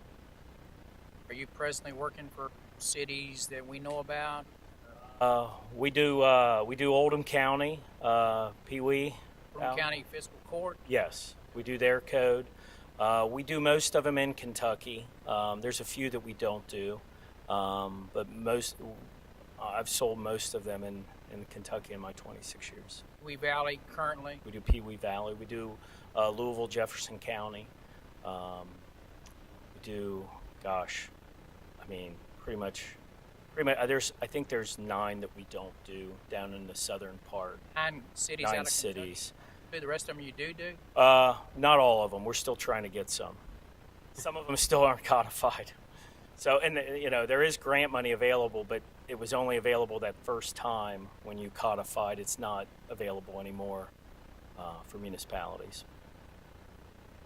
So all these different prices throughout the document, that's nothing for us to be concerned about as alternate ads, right? Those are additional features that we offer. Typically what happens is once we recodify and we get close to the end, I start showing you, hey, if you want all these bells and whistles that we can offer. So we can put an old code up, your previous versions of your code, and you can do a compare, and it's a red line strikeout. We can also list all of your ordinances. If a new ordinance passes, we can put a little note up there and say newly passed ordinance so citizens see that. They can get an email for free. They sign up and they can get an email anytime your code changes. So that's free. But once we enter into 13, you're going to try to say, hey, for $460 you can get this feature, right? Correct. More coming. Correct. I mean, you don't have to do any of it. I'll show it to you and you guys decide. No, I agree. I mean, some municipalities don't do anything and some. Will a $13,000 fee get us where we really need to be without further ads? Okay. Yeah. Get you recodified. I have a question. What about some of our ordinances are very old, and some of the new ordinances that were passed in the last 10 years may be in conflict with older ordinances. Do you all look at that also? Do you try to find those discrepancies? That's exactly what we'll do. So when we go through this. I have a couple of questions. Have you determined that we have 650 pages now? Yes. Okay. That's what we think it's going to be when we finish it. That's based on 12-pitch type? Or what? It's all, everything we've got now is online. Correct. The solid books. Right. And we suggest that you do, yeah, and I think Stephanie said they're not sure there is one, but we do suggest that you keep one book. And we will make sure, I think the proposal is 10. We get 10 matters. So that book will be 650 pages. Done. That's what we expect it to be. Now, what if 200 of those pages we just did last year? Maybe 400 of them, or is it all for none? What we think the code book will be finished. So it's going to be 650 pages. Now, if you decide you take out a lot, you know, it could go lower. We've had that happen. We had a municipality that took out about 150 pages, and it did lower their price, but they took out their zoning code, which we thought was a mistake, and then you know, the next administration wanted it back in, but they didn't want to pay, so for us to put it back in. So, well, how do you calculate pages for incorporated reference laws, state and federal? Like we just adopted the International Building about many pages. Correct. So that is adopted by reference. That's part of the 650? There'll be just a one line in there that says the building, What about the Kentucky Building Code? adopted, correct. It's adopted by reference. This is our 650? Correct. You've got a lot of materials in your Yeah, in we your incorporate the fire code, the electric code, the building code. it's all your other ordinances too. So I mean, I don't understand. We have a lot more than 650 pages to incorporate a building code this thick, an international code. well, the international code, it'll be in your codified ordinances is adopted by reference. It'll just be a one line. Oh, okay. So you don't add those pages in the electrical. You would be it'd be it would be ridiculously high. So we do not do that. Yeah. What you were saying. I'm sorry. Yes, I'm sorry. I should have been more clear. Okay. And I was with Pee Wee Valley when y'all originally codified us, and so it was very helpful. And we got a bunch of model stuff. So, have you? Can you explain some of these optional services here on your second page, like the supplemental service? So the supplemental services, once the code is codified and finished, any ordinances you pass, we will charge you that price to add those ordinances. So you pass an ordinance tonight, you send it to us. Let's say it's 10 pages. We charge you 10 for the 10 pages. And That seems to be the magic price of $20 a page, right? Okay. So what do we currently pay for that service? Is that yeah, we're working on a 2-page ordinance tonight that would when Stephanie sends it into your emails that would correct. integrates it into the database, and then but there's no conflict check done at that time. No, we do not, because we had already codified it. So we're just supplementing it at that point. And what's who owns the copyright on He does. who's the copyright? Mhm. Okay. With our company, the city owns the copyright. I mean, there's no copyrightable contribution by the legal, Well, we wouldn't want the city to start their own codification firm using our format. Well, we're learning from a good teacher.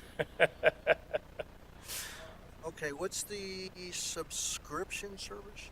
That's if it's only usually for larger municipalities nowadays because everybody puts it online. So we do New York City, we do Los Angeles, like I said, Louisville, Jefferson County, Metro. So some of those have a subscription service where their citizens or members of the community buy it. And then we set the price with you, and then if there's any money made, then it goes back to you to pay towards supplements, or we can write you a check.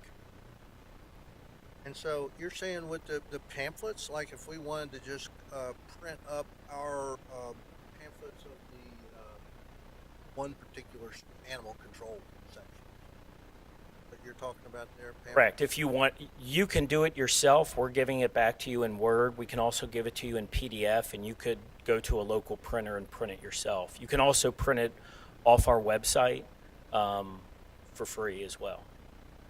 And so the web-based search engine and retrieval, that's all built in? That is additional. So it's 650 more. So it's the 13 plus the 650. That's we have to rebuild the entire code when we finish it. So you re-index it and put it online and make it searchable. Do that now when she sends you the ordinance? Yes. That just kind of built in? Okay. Yeah, but it'll have to be rebuilt when we go through this whole thing.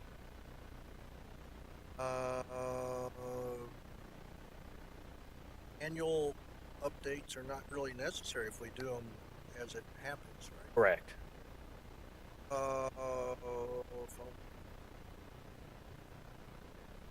on the web storage, so we pay $500 a year for you all to host it.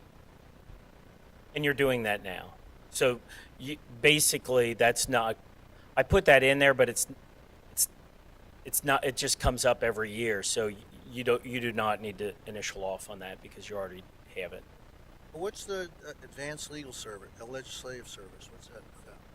As you pass ordinances, we will list them on the website and basically say in a PDF and show the ordinance. So that's what the advanced legislative. So they'll have a list of the year, let's say 2021, and it'll list all your ordinances until you update. Once you update, that list comes down because they are now codified into the book.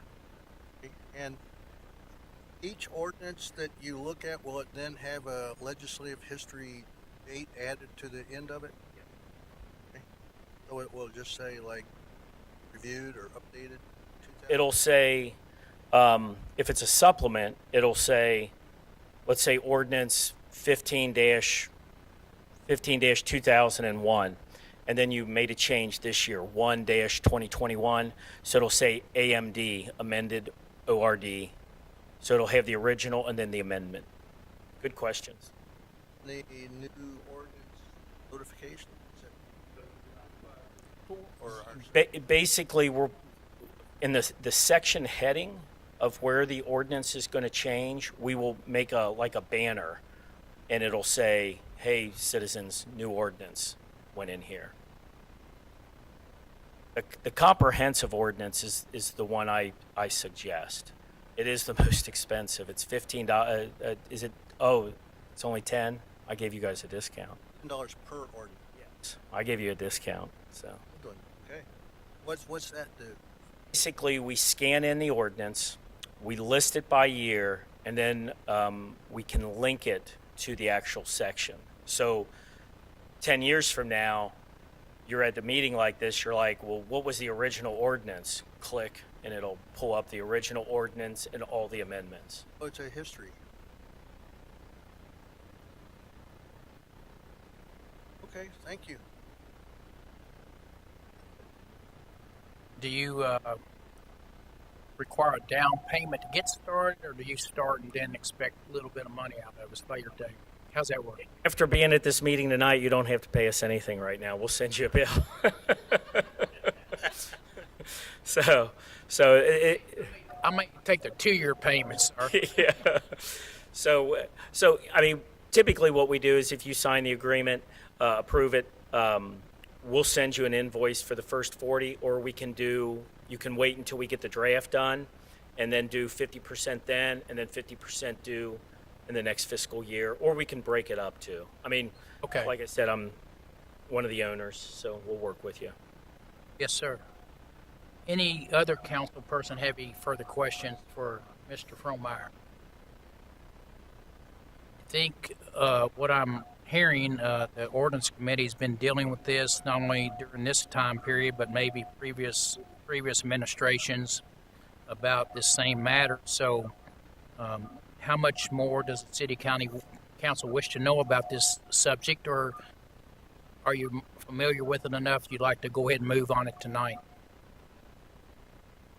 I'd like to move on it tonight. It's been 25 years. It needs to get done. I think we need to get it jumpstart. We've done 2 or 3 hours of ordinance meetings, and we're still fumbling through 50 pages trying to figure out which ordinance trumps what. Does this mess up with? You can enter your microphone, please, so we can get Put it off even. I'm sorry. I think we need to jump on this and get it started now. It's been 25 years since this has been done. We need to push the go button. Okay. That's, is that, you going to make that in form of a motion? I absolutely can. I make a motion to approve the contract with American Legal for the recodification proposal that was presented to us tonight. Okay. Would there be a second to that motion? Okay, motion by Leslie, second by Debbie Pollard. Any council discussion on the motion before the council at this time? Yes, I've been patiently waiting. So 5260, I'm just bringing this up. You can only go off of what has been submitted to you, correct? You can't go off of something that we voted on 5 years ago, and for some reason it just showed up in the last couple months or something. I mean, we had a debate in October of last year about a 7%, and that was not correct. We voted in 2015 to make it 5%, but unless it's submitted to you, it's not going to show up in your review, correct? You're right, and that I mean, I've been there 26 years. It happens a lot where and that's why I suggest that you update instantly so you can get an email quickly, ding. Okay, where's that other ordinance? Agreed. You keep lists of all of our ordinances that are sent to us, and it's unfortunate. There's a lot that do get missed like that. I feel like we spend a lot of time talking and voting on something, and then years later we talk about the same thing and pass the same thing. So A comprehensive ordinance list, that will help that as well. You can just go and look it up. It is a night. That's the one I mean, there's a lot of those are just things you can do, but that is, to me, that's the one that it'll benefit cities, not only now, but into the future. It'll benefit immensely. Rich, I had one more question. Let's just say this took 6 months and we're saying January of 2022 and you're finished. Are you going to be finished up until that day in January with what we've passed? We will. That's a good question. So we will actually give you a cutoff. Our attorney, once they submit the legal review and the draft to you, they'll keep following up. And then once you say, okay, we're okay with everything, we're ready to finish, then you submit any additional ordinances at that time, and we will have it as up to date as possible. Month, we would just do that after we pass something? And then you'll just continue to pay. We just keep asking you to pay us. Now, there will be a little lag because it'll take us 1 to 3 months to finish. Once we finish, you approve that. You might have passed ordinances in that 2 months, but we'll get those up in the first supplement once you adopt that code. Good question. You guys have some good questions. Like, I don't get many questions, so. Okay.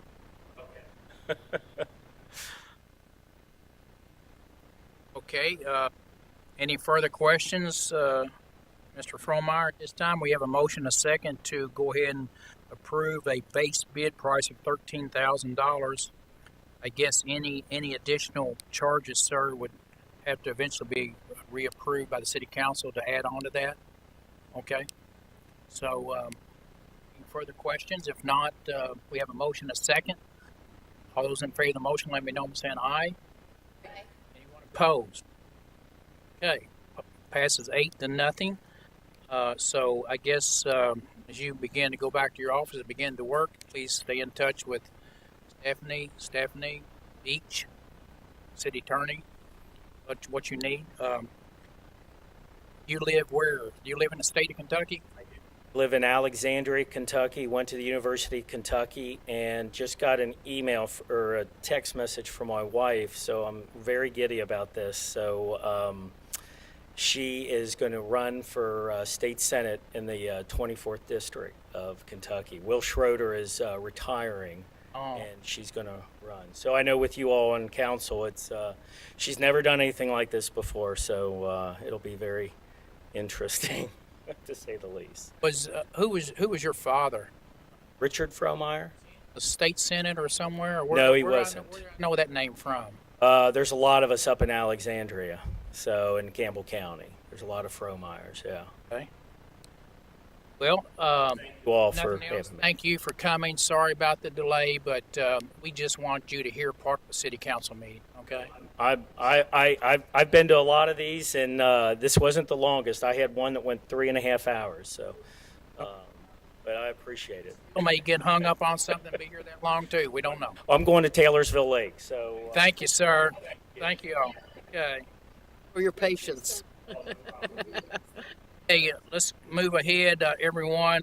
Let's go to item 13, RFH CPAs Consultants, Renew Services for Fiscal Year. That should say July 2021 to June 30th, 2022, everyone. So that's a grammatical error. But basically, what you have in your pockets, you have a contract with the same auditing company we've been using. I feel very good about this company, primarily because they're very familiar with Heather and Stephanie Cooper.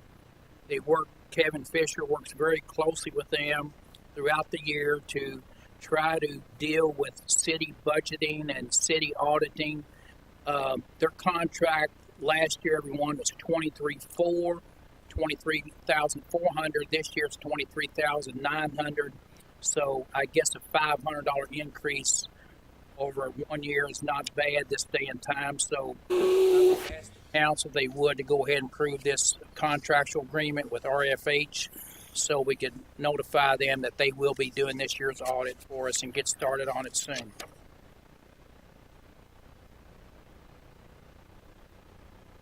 Anyone willing to make the motion to do that? A motion that we keep RFH consultants for our. A motion been made by Debbie Pollard. Would there be a second to that? I'll second that, Jeff. Bill Lamline, any further discussion on the motion? If not, all those in favor of the motion, let me know by saying aye. Aye. Opposed? Okay. I think we've dealt with 14, dealt with 15. Now we're on to 16. Yes, sir, ma'am. Okay, y'all need a restroom break? Okay, how about 5 minutes? Let's go, let's have a recess for 5 minutes. Okay. Good.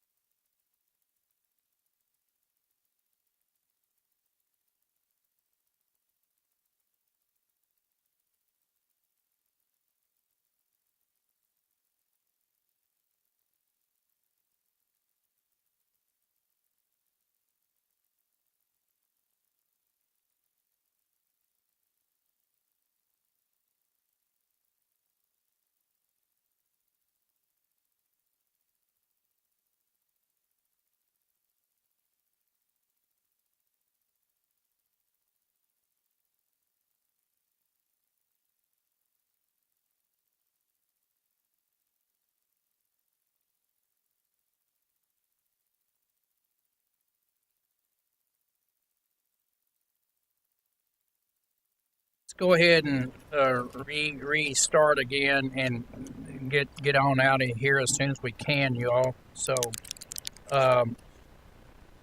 let's go ahead and go to item 16. And tonight we have Corey here with us, and Chief and Tim Curtis, and anyone else possibly from city department. So how you doing tonight, Corey? Good. Well, What'd you like to speak to tonight? everyone. Just a couple of updates we got. Still moving along with Fifth Avenue project. 150 feet to go on some of the curb and gutter, and then of course a little bit of a concrete pad to pour. We're going to contract that out, but we aim to be paving that mid-August, as long as we fall on schedule. Of course, the sewer break at City Hall kind of put us a little bit behind on a lot of our stuff, but it happens. We started what I call the I-71 corridor project. I know Trey's been asking about that. We got the bush mower on the skid loader. Most of the sections aren't too bad. It's pretty straightforward. The one in front of the Stockyards Bank, it's a lot steeper grade than we anticipated, so it's going to be a little problematic getting some of the bigger brush out, but shouldn't be too bad. Hopefully spice up that area a little bit, because it's definitely been an eyesore. Looking much better already. I mean, just what's been done, and finally got that permit to let us to get in that area. So that's a big improvement right there. Can I ask you a question about that? How far are you able to go? Like, so if you're going southbound on 71, I haven't been there since you guys started doing some stuff, but you really don't notice Grange until you're like, oh, there it is. Unfortunately, on the inside lanes, we can't go in there at all. We're not allowed to cross the entrance ramps with equipment. We can get the outskirts. Yeah, the outer side. So you could see like the Cracker Barrel sign in one of the hotels, but after that, you don't. You see the the billboards or whatever. You don't really see the city at all. I'm not saying take down all the trees. I like trees, but maybe. Are we able to? Mostly right now, there's a lot of vegetation, or a lot of brushy vegetation up towards, in front of Stockers is the worst spot. Yeah. We can take anything down 4 inches or smaller. Everything bigger, we're gonna have to, which is only a few trees. But there's, as far as coming back further, you can go as far back as pretty much where their fence is, and it gets pretty heavily wooded right there. But we're trying to just knock everything down that's existing. So. I don't know, maybe we could go out there and look at it. Give me what you think as far as how far to go. But we're pretty well open all the way as long as we stay on that side. Of course, we can't go a mile on the road or anything.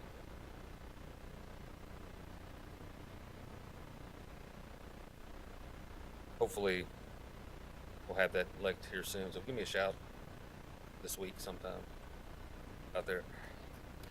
We made a good repair on the gazebo at Walsh Park. It was falling apart, new shingles, pressure washed it, stained it, so swing by, take a peek.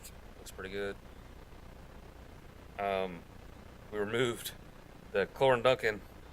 Had been asking us for a while about some steps. I thought Beach was going to go over there and do it himself. But we finally got that out. We ripped them out. We anticipate to kind of take it around the curve. The problem's the grade of the street, and where putting a sidewalk back is just not possible. We've got to follow new ADA guidelines, so near future, we'll get the sidewalk back in so people traveling down East 146 or East Jefferson Street can cross in front of the old library and Chlorine Duncan. It's going to have to kind of come down around the curve, so the crosswalk will kind of step back, but it shouldn't be too big of a deal.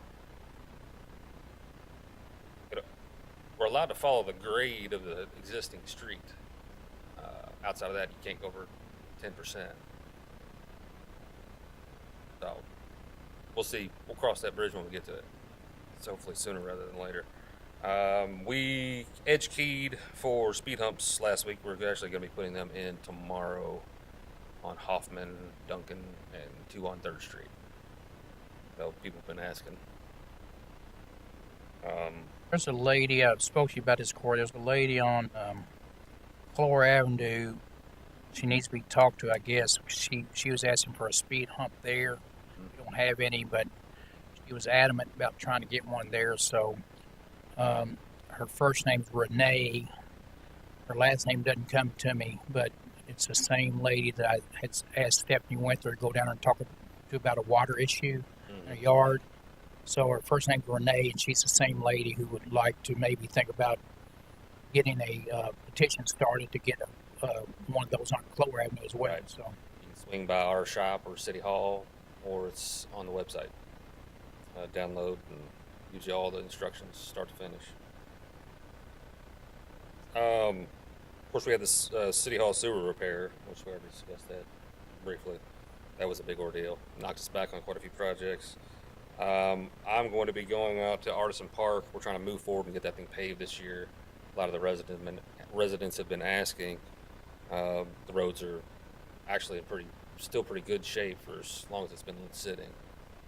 So we'll get an estimate from in-place paving we can get on with the state contract to just get an idea of how much it's going to cost. So they're looking to take it on in-house and get it done. So outside of that, now, when you're talking about that, though, you're talking about overseeing and getting it done, but they're going to be paying for it individually. Okay. yeah. So I'm trying to push the ball for them. I know Beach spoke with the lady on the HOA. So that's all I have. Any questions? Yeah. So I've heard a lot of feedback on the sidewalk in front of this building and on the side, on the 53 side. The city of LaGrange has nothing to do with that, correct? No, we don't have a dollar in that. So I wanted to read that or hear that in the record because I've heard a lot of, why are you tearing out a perfectly good sidewalk? There were parts of it that needed some attention, mainly in front of in my opinion, the church area. yeah, I wouldn't say it was a perfectly good sidewalk by any means, but especially out in front of Fiscal Court building, it held water and there was no end. When they put in the three-phase service to this building, I guess KU or whoever at the time, they bored right through the line, so there was nowhere to take the water in. So it would leach out into the gravel where they put it in, but outside of that, it was an ongoing headache. I know. I'm sure the clerk's office would be very appreciative of that. I have a question. I know that they're going to be rolling out some stuff about the alleys project on Oldham County Day, and we have some budget money for paving. Do you have an idea on when that might happen? And We can slide that in anytime, really. We're going to do a small pave over the summer, and then, of course, we'll have fall paving, so that's pretty minor, so we can slide it in. Yeah. We want to do, actually, Andrea, it's a little bit more than just paving it. We want to use some of the stormwater money to do some pavers back in there in conjunction with some paving where it's just not a solid piece of blacktop. So that's something that we're discussing, but Corey wants to do it in a way that we can make it all work out right, certainly with the pavers going in involved with the somehow design with the blacktop itself. Try to dress it up, rather than, like I said, just plain asphalt, which we anticipate will invert the alley anyway to help with drainage. Okay. All right. Anyone else have anything for Corey at this time? Otherwise, Hey Corey, what about the large item pickup? Are we doing that again yet, or do you know when the large item pickup, is that something that started back yet? Oh, we did of course, this cleanup in the spring, but I don't know. Oh, large pickup, like say, I thought you were talking about the city cleanup. Oh, the large item pickup. Call in advance. You have to call; they won't pick. That up. is usually. Is it once a month or any time? Okay. All right. Well, thank you. A positive on that, might have to call. okay. Thank you, Corey. So, for what you're doing, Chief Collette.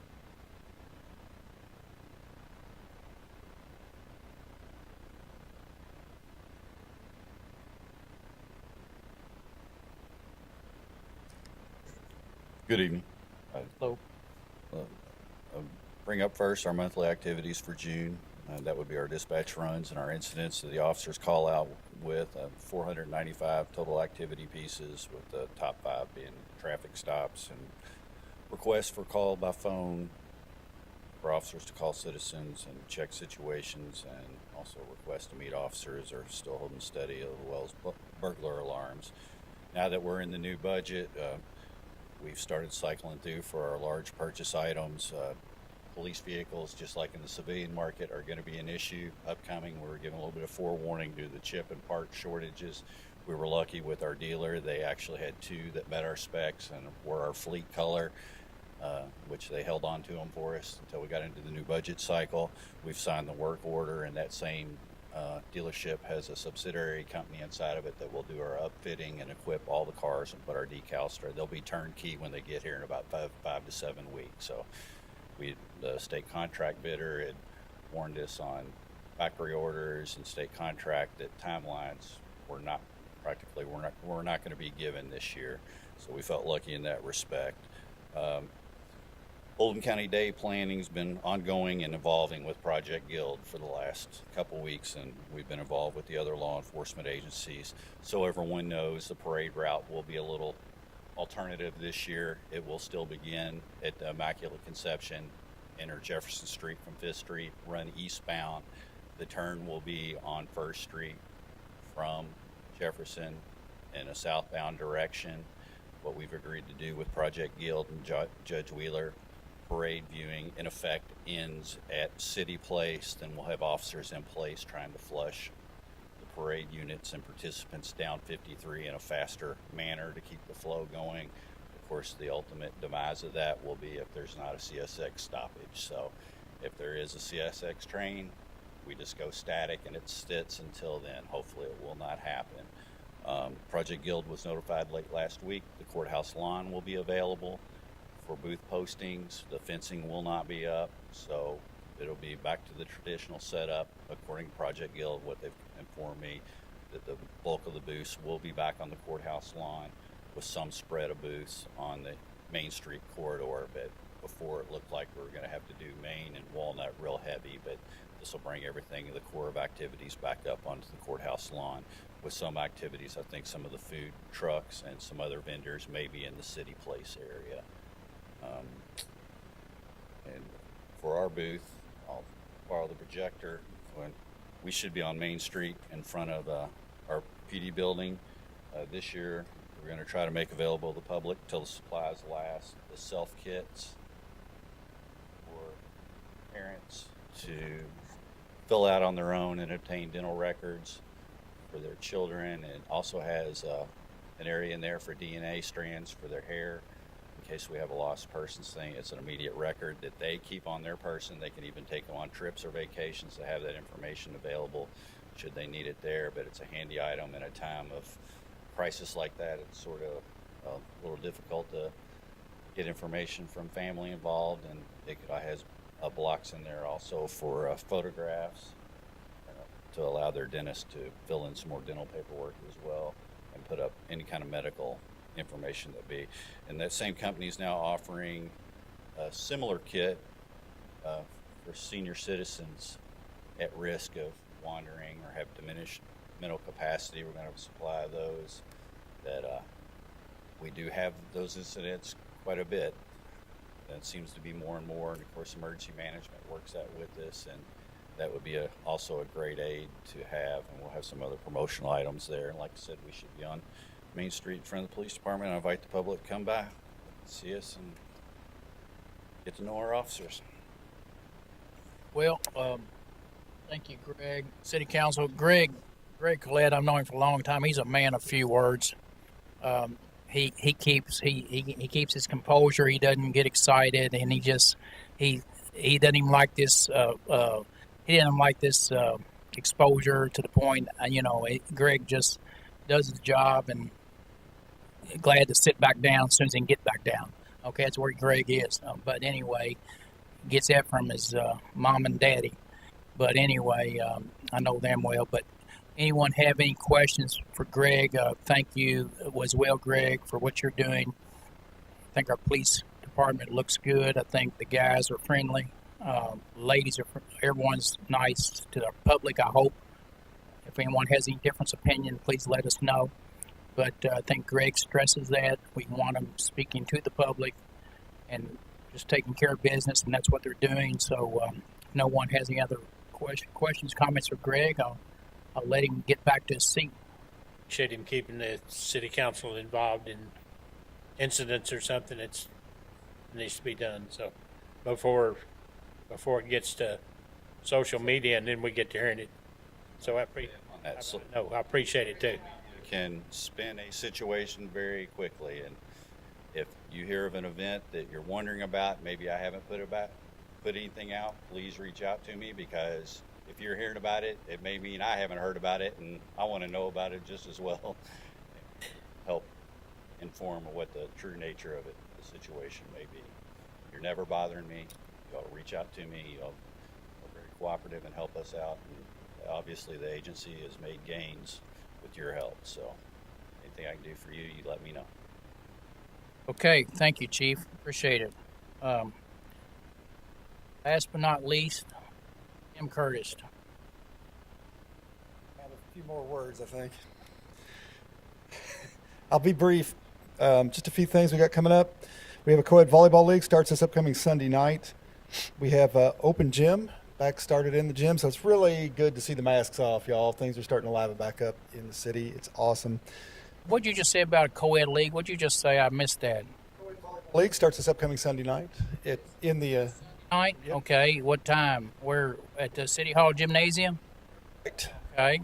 Downtown, the downtown gymnasium, huh? Before I actually start on this list of things, I just want to say, first of all, thanks to the mayor and for the city council for giving me the opportunity to get back in and do some parks and recreation work. It's my first love and what my degree's in, and I'm grateful for the opportunity to do that for the city, and it's been fun for me, and so I'm just grateful for that opportunity. So, wait a minute, hold on. We got city volleyball starting Sunday night. At what time you say?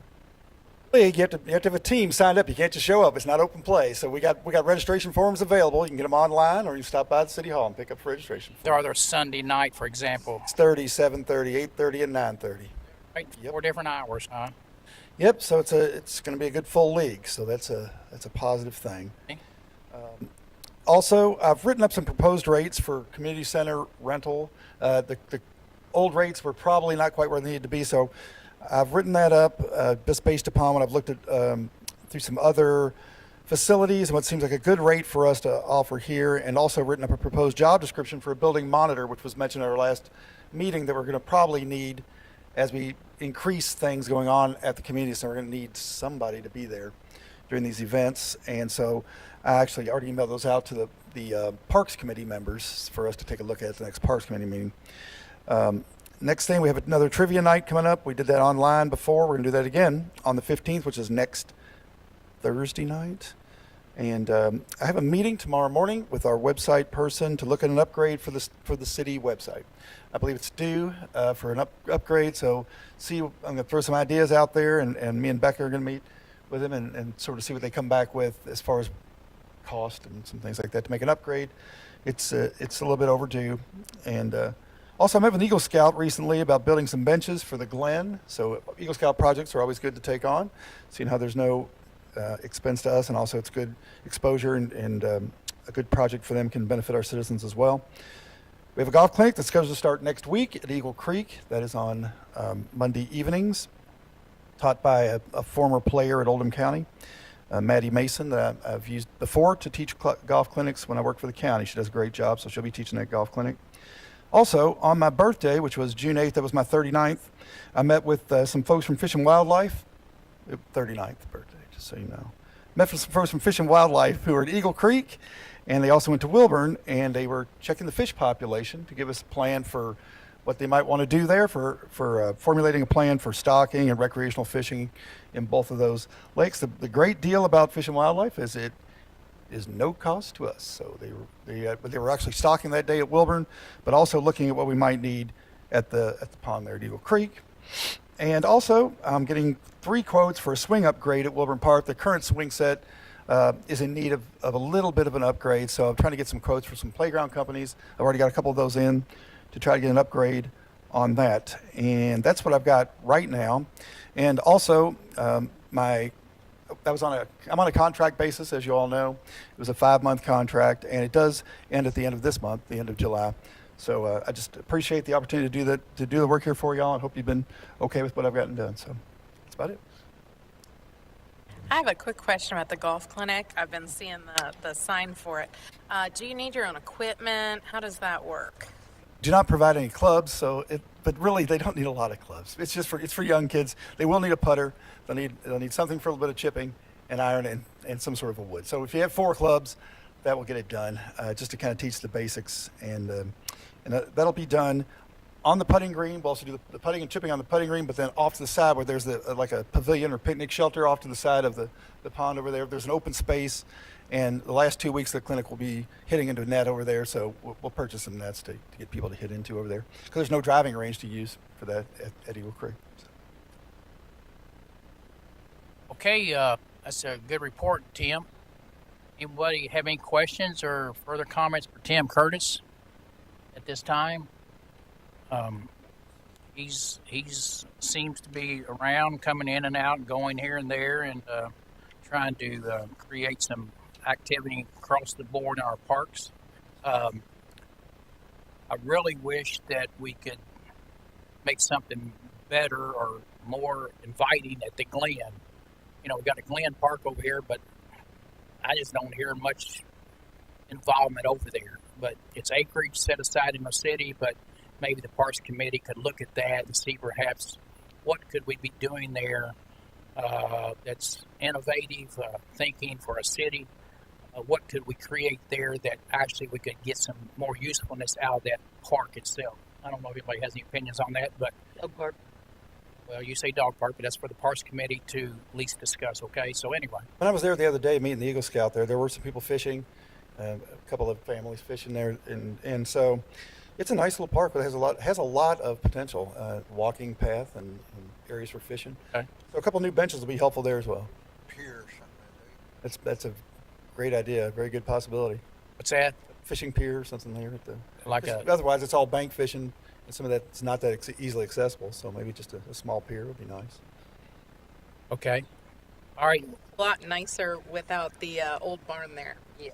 And I see more people. It's much cleaner down there. So. Sure does. Thank Corey and his guys for taking that barn out of there for us. Okay, Tim. Thank you so much. See you soon. Okay. Stephanie Winther, do you have anything you'd like to bring to the council tonight about any matter within your area? No? Okay. All right. All right, let's go to 17, folks. 3 minutes, 2 minutes till 9. Parks Committee report. Mr. Joe Davenport. Parks Committee met Wednesday, June the 9th. We met at Community Center. We had the mayor arranged a representative from American Ramp Company. They were on Zoom. They made a presentation of skate park different. They showed videos of different configuration. Yeah, thank you, Beach, of skate parks. It was very interesting, and so that's where we started our meeting, and a lot of good questions, a lot of feedback from them on Zoom, and very informative, I thought, on that. So always depend on Trey, and he's always there to take notes. So Trey, have you got anything that we covered after the skate park? Did we discuss a few other items, didn't we, on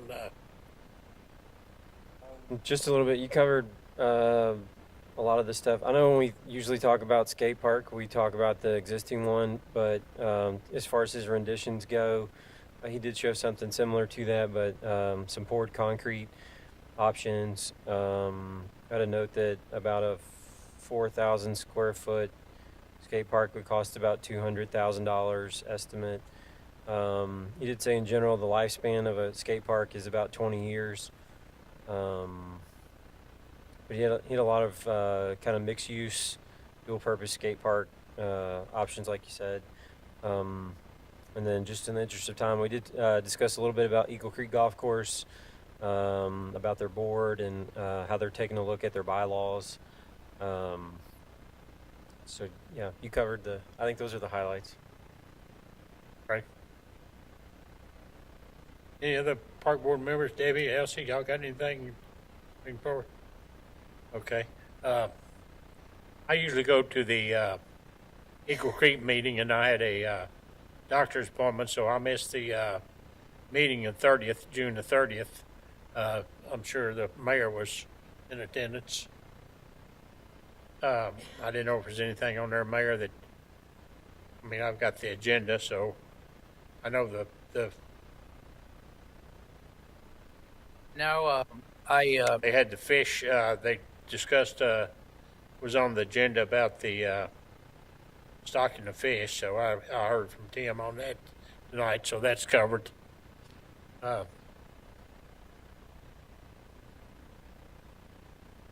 okay. When's your next Parks Board meeting? Parks Committee, Committee meeting. the 14th. It's always the second Wednesday, so it'll be the 14th at 5 o'clock. To meet at any specific park, if weather permitting, Joe? We might try. I think we might go to Walsh Park on the 14th. Okay. Yeah. Okay. Since we're on after we mentioned Eagle Creek too, I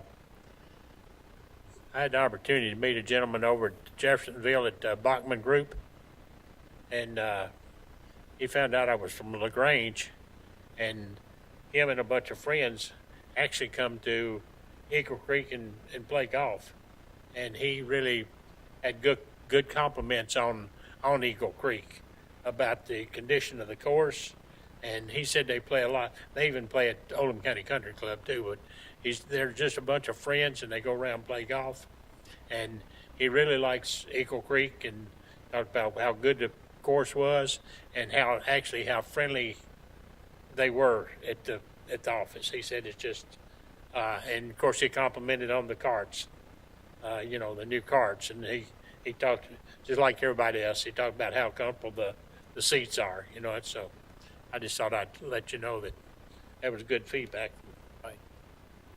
from somebody over in Jeffersonville. Appreciate it, Joe, and appreciate your leading that Parks Committee, and we'll be ready for your next meeting on the 14th at 5 p.m. at Walsh Park, correct? Yes, sir. Okay. All right, Trey Kamer, Budget Committee Chair, would like to speak tonight? We met on June 23rd, 6 o'clock, and so it was Bill, Elsie, John, Chief, Heather Hottenroth, and myself.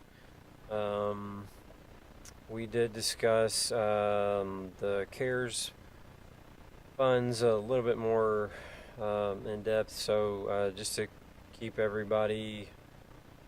the first thing we talked about, the American Red Cross returned their $7,500. Oldham County Red Cross returned their $7,500 from the funds that we had sent them. We did talk about the Humane Society, heard from them, and they were thankful for the funds that we'd appropriated for them for the CARES money. So leading into that, we did talk about there was $644,000 that was unrestricted. There was $208,000 that had stipulations, and then there is a third wave. The total amount is $2.3 million. We should receive it in 2 installments. Part of the discussion was that if we budgeted it, we would have until 2026 to spend the entire amount, or if we did not budget it, it would be end of 2024. At the time of the meeting, there wasn't any rules or regulations provided on stipulations for that round. But we did have a lot of good discussion about So it was kind of a lead-in or from the presentation that a lot of folks spoke in favor of last month. So we just continued more conversation on that presentation. There's a lot of good ideas thrown around. Just in the interest of time, I'm not going to cover them all because we didn't officially say, yeah, we'll bring it back up, but I think we're going to continue that conversation probably into this month, and kind of go from there. That's kind of those are the highlights. I don't know if any committee member would like to add anything to it, but please do so. Yes. This evening I did hand everybody a handout from High Point. They're requesting more funding from the CARES Act, and you should have that. And hopefully we can put that on our agenda for this upcoming budget meeting.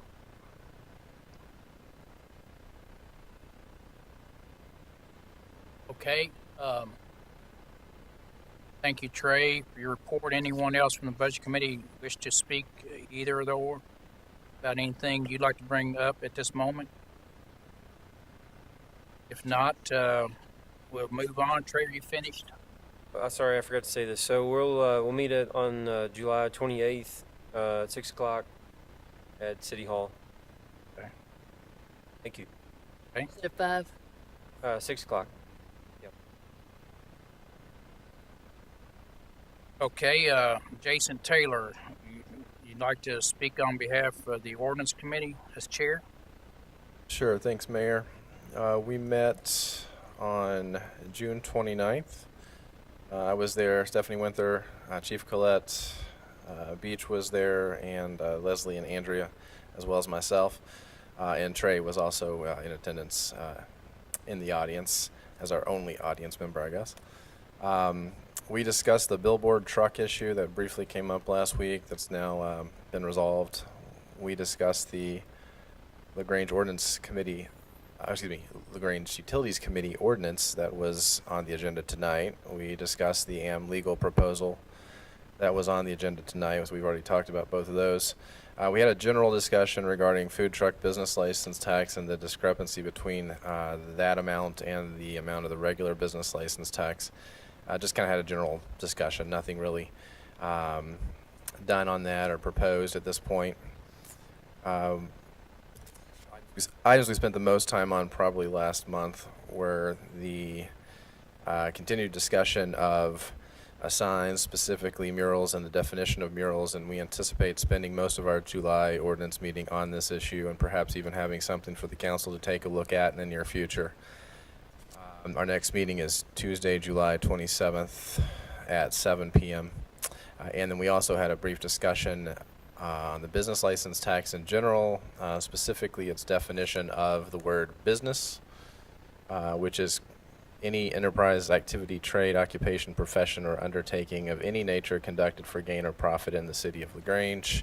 Issue came up, Andrea actually brought something up regarding someone babysitting and who potentially could be cited for a violation of the business license, not having a business license. So, that issue, we talked about children's lemonade stands being potentially at risk, truthfully, with this particular language. So the language seems very broad, and we're looking at some possible fixes to, get it back where I think the spirit of the ordinance and the definition was probably meant to be. But we didn't take any action. We just had some general discussions, and certainly welcome any feedback from the council on any of these issues. That's all we have. And again, it's July 27th, our next ordinance committee meeting at 7 p.m. I tell you what, if we get to the point we charge kids to sell lemonade and charge them compensation tax, I'm going to be raising all kinds of heck. So hopefully, hope we're not going down that path, Jason. Are we? We are? Oh, okay. Say that was an issue brought to my attention, and the woman in question was planning to be here tonight to address the full council, but she has viral pneumonia. So she is planning to come to the next meeting and, What? address in public comment, the issue that came up, and just to speak to it in a general sense of, Stephanie's doing her job. And Issue came up. Well, it was. she was, there was an anonymous call made to Stephanie saying that there was an in-home daycare being run out of her home. Neighbor issue, something like that. She does not have enough children to qualify as an in-home daycare. She watches 2 of her neighbor's children for, I don't know for how much, but Stephanie had to address it because she got a complaint and charge her a City of Grange business license.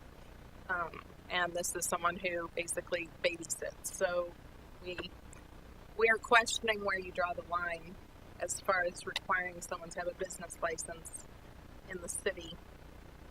Stephanie's in a tough spot because she received a complaint, and this person is operating. Licensed by the state of Kentucky? No, she's a business. She's a babysitter.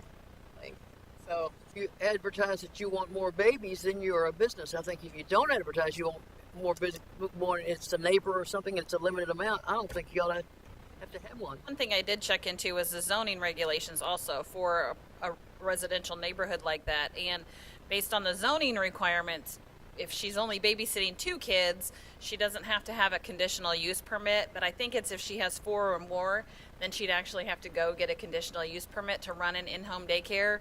So Sounds I mean, realistic. the county looks at it also as if it is a business that's being run. But again, it's the wording of it, it's the interpretation, it's a lot of pieces that we talked about. well, and it's like, do you qualify? Right now, Jason said the definition of a business, as we have on hand, is anyone operating anything for profit. Do we make that more specific and say if they advertise for it, or if they need insurance for it, or there are a lot of ways you could define a business. But in the broadest sense, you could charge a child's lemonade stand as a profit business. At the 14-year-old boy who I can't find to cut my grass. Is he a business? Under the law. Under the current ordinance, you could say it that way, yes. What does he do? Second Wednesday, the 14th. Under our current ordinance, all of that qualifies as a business. And I invited this constituent to speak, just to talk to the full council on, do you want us as an ordinance committee to go back to the books and make this more specific? Did you give $5 to bring your garbage can in? Has to have a business license. Thanks. I know. I'm just saying. I'm the code enforcement officer. I'm not the code writer officer. So yeah, that's your guys' job. So Put it out there because we all need to look at it. right, yeah. I complained about her. Complaint because of the traffic, because of the cars coming and going in the morning and in the afternoon, which is a big complaint for at-home businesses. And I get that a lot for other at-home businesses too. Accessible for a home occupation permit. Do what? Can't have that much traffic till you have a home occupation permit. Right, which is why I talked to the Counting thing. county thing. Right. Traffic is it? How much traffic is it? 2 cars. My kids have more than that going back and forth just being kids. Well, anyway, we need to be careful on some of this stuff, or else, whatever. So anyway, we need to talk about it. Okay. Well, thank you, Stephanie, and I was just hoping we were not charging for lemonade stands yet. So anyway, okay. We got that finished. Public comment. Anyone else after listening to all this tonight want to come up and say something about anything? Anyone wishing to? If not, welcome to. All right, let's go to 19. Anybody want to bring up any new business for the night? I have something. Yes, sir. I'd like to, the city of LaGrange donate enough money to replace that microphone. Which one? This one. The one right there. I think it's been done, Bill. I mean, our Jay guy, he's Jay McDowell. I guess he's still around here. Is he still here, Stephanie, or are we shutting it down? But they redid all these microphones, that one there as well. It's something about someone not standing up to it and getting close to it and speaking at it. They just hesitate to do it, and thus you don't hear them back there. I don't know a lot about the entertainment business, but I'm sure there are microphones that work better than that one. Brother.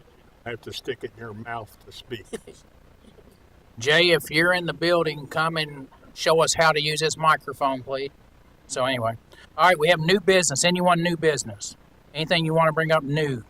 Bill brought up his subject. Anyone else have anything? Anyone want to bring up any unfinished business? Anyone? Okay. Anyone want to make an announcement on anything you'd like to announce to the citizens of the city of LaGrange or elsewhere? My piano's still lonesome. Okay. Elsie's piano's still lonesome. Anything else anybody want to make an announcements? I have a few announcements. I'd just like to make sure the council's aware of. As we sign the contract with the company to begin to build Springs Park, Corey and his guys will begin to disassemble things at the site today. I'm sure disassembling will amount to the skateboard feature there. I guess it will go to someplace down in Corey's compound to be put there, unless someone comes up with an adequate place prior to him dismantling it. I, to this point, have not found a place that I can convince anybody to take it to. If anyone has anything between now and when he does it, please let us know. So that's the skateboard park, okay? And what are you going to do about skateboarding on the sidewalk? Know about that. Well, the chief allowed to deal with that, and Stephanie went there, telling the kids and skateboarders where they can be and where they can't. Okay? Listen to me. Excuse me? They don't listen to me. I've been telling them. Okay? And skateboards. Now, with the skateboard park gone, we will be finding them places that we probably prefer they not be.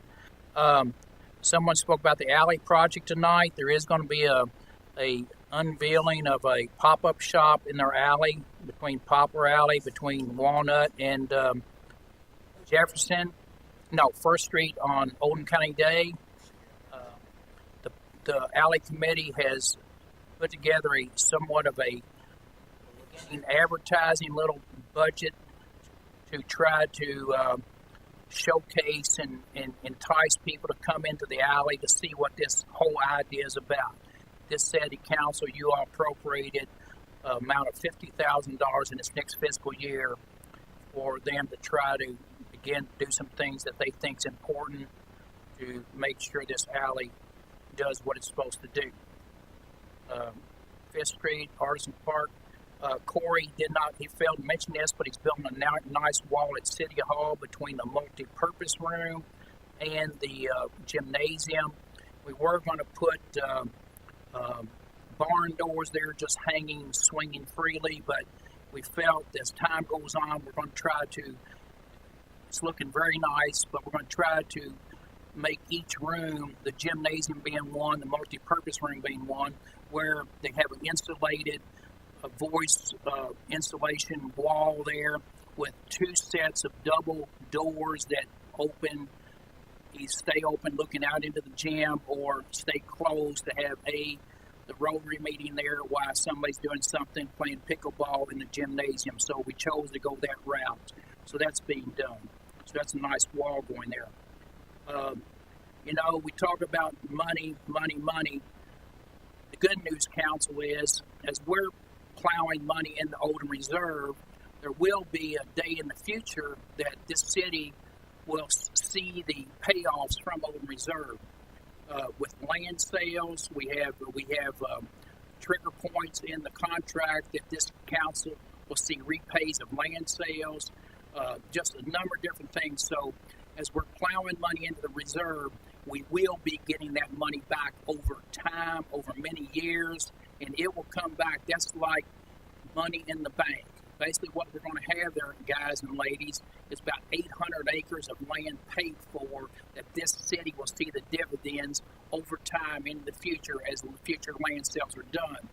I'll tell you one key trigger point that's going to come up here. I was hoping it'd come this summer, this fall, but we're a little bit behind schedule. But when we decide and get the right of way for the new ramps to the Louis Dampier Bridge, which should come hopefully by year's end or first of the year, there's a $2.4 million trigger point.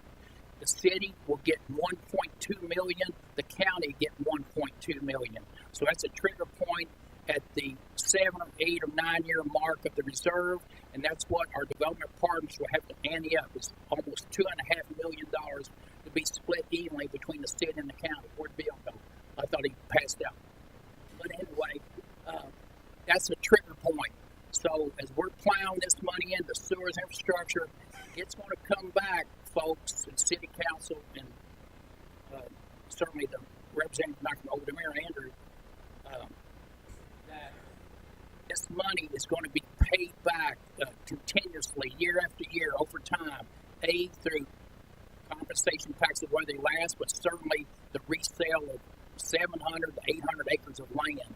So we're about finished with this debt out there, folks. We're about we paid it off today, we'd pay off right at $1.8 to $1.9 million and be done with it. So that's how close we are. We could pay it off today, but with the way this situation's set up, if we paid it off and we didn't have the contacts, we could not continue to build infrastructure out there. So that's the reason we've got to sort of follow our amortization chart and go that route. So that's good news. The other good news we spoke about, we're going to get about $2.3 million coming to us in this Affordable Care Act money. I don't want to get just quick and start spending it. I want to make sure we think thoroughly about how we want to spend it, what can we spend it on legally, and try to do some things good for our city, for our constituents, or for whatever the budget committee eventually decides how we want to spend this money. Is it the promotion of our town through tourism? But that's another $2.3 million. Okay?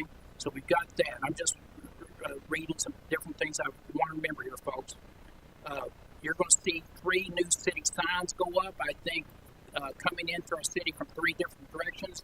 Out here by Woodland Lakes, we have the signs bought. They're nice replicas of what we have already. Welcome to Grange. We're on track. They're really pretty. They're done. They're sitting in Corey's shop, and he just has not had time to get to them. But we have one going out here by Woodland Lakes. We got one coming in from North 53 up the hill, and I've got one at the city-county line on Commerce Parkway. As you come in the city on Commerce, at that back boundary line down there, and say, "Welcome to LaGrange. We're open for business," in quotes. I'll start changing that one up a little bit. I want to know people we're open for business on Commerce Parkway in Open Reserve. So when he gets some landscape, I think he's going to use cedar posts as the background. Does that sound right, Corey? The cedar posts will protrude them, and then he's going to landscape them beautifully, and that would be a good thing. I'm just trying to run some things. We have this apartment complex down on Commerce Parkway. We also have a daycare center and a big apartment complex, but I think there was a bill in your packet tonight for $2,200. That's where Corey and I are working with KU. They've got the 2 light posts up, but the lady who runs the daycare center plus the apartment complex said that cul-de-sac has been very dark, especially in the early morning hours when people are dropping off their kids at the daycare center.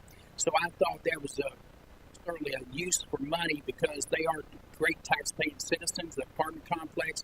But I think what we'd like to work on, everyone, is sort of like a lighting package done like we're doing down there in the cul-de-sac to move from the new Holiday Inn Express down to about where the cul-de-sac ends and try to begin to light up Commerce Parkway just a tad bit to sort of try to get some growth and development on that highway west of the new Holiday Inn Express.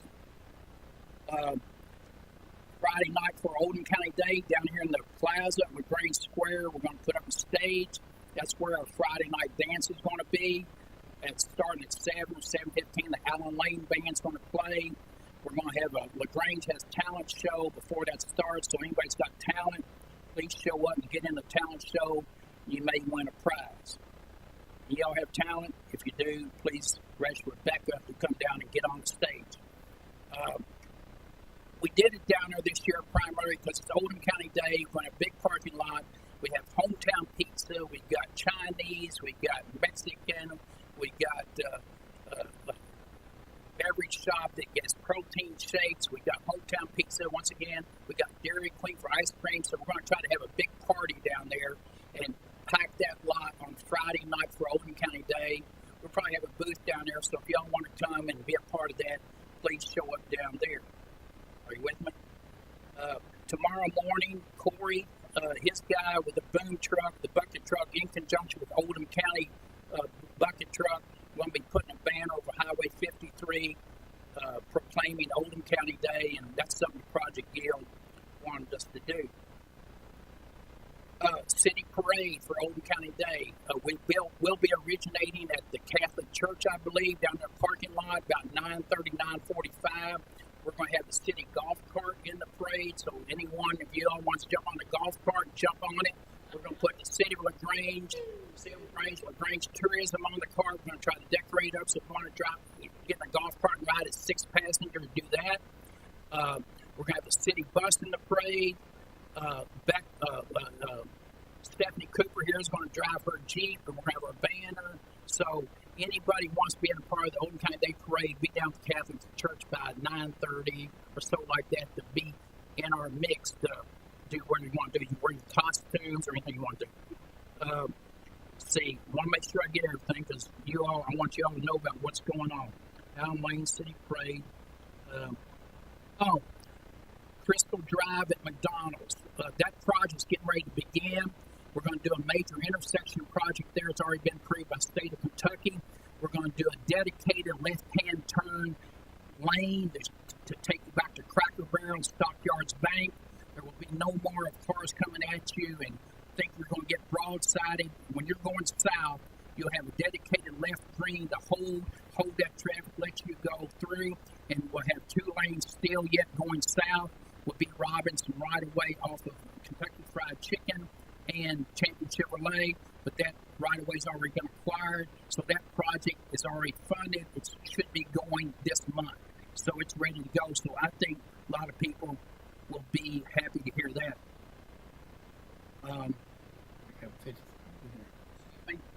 It won't back up 53 either, will it? I won't back up through 53. We've got left-hand dedicated left and 2 lanes going south, so it basically have about 3 lanes through there. That's about it for me. I want to thank each of you all for what you do, who you talk to, what you do for the city. Just appreciate everybody. I appreciate the employees, what they do every day. I know I get a little bent out of shape every now and then, but it's okay. I appreciate you, Mayor. Fast and hard, and I don't know when to quit sometimes. But anyway, I enjoy it. Certainly, I always want to thank. You're Andrew, right? Aren't you Andrew?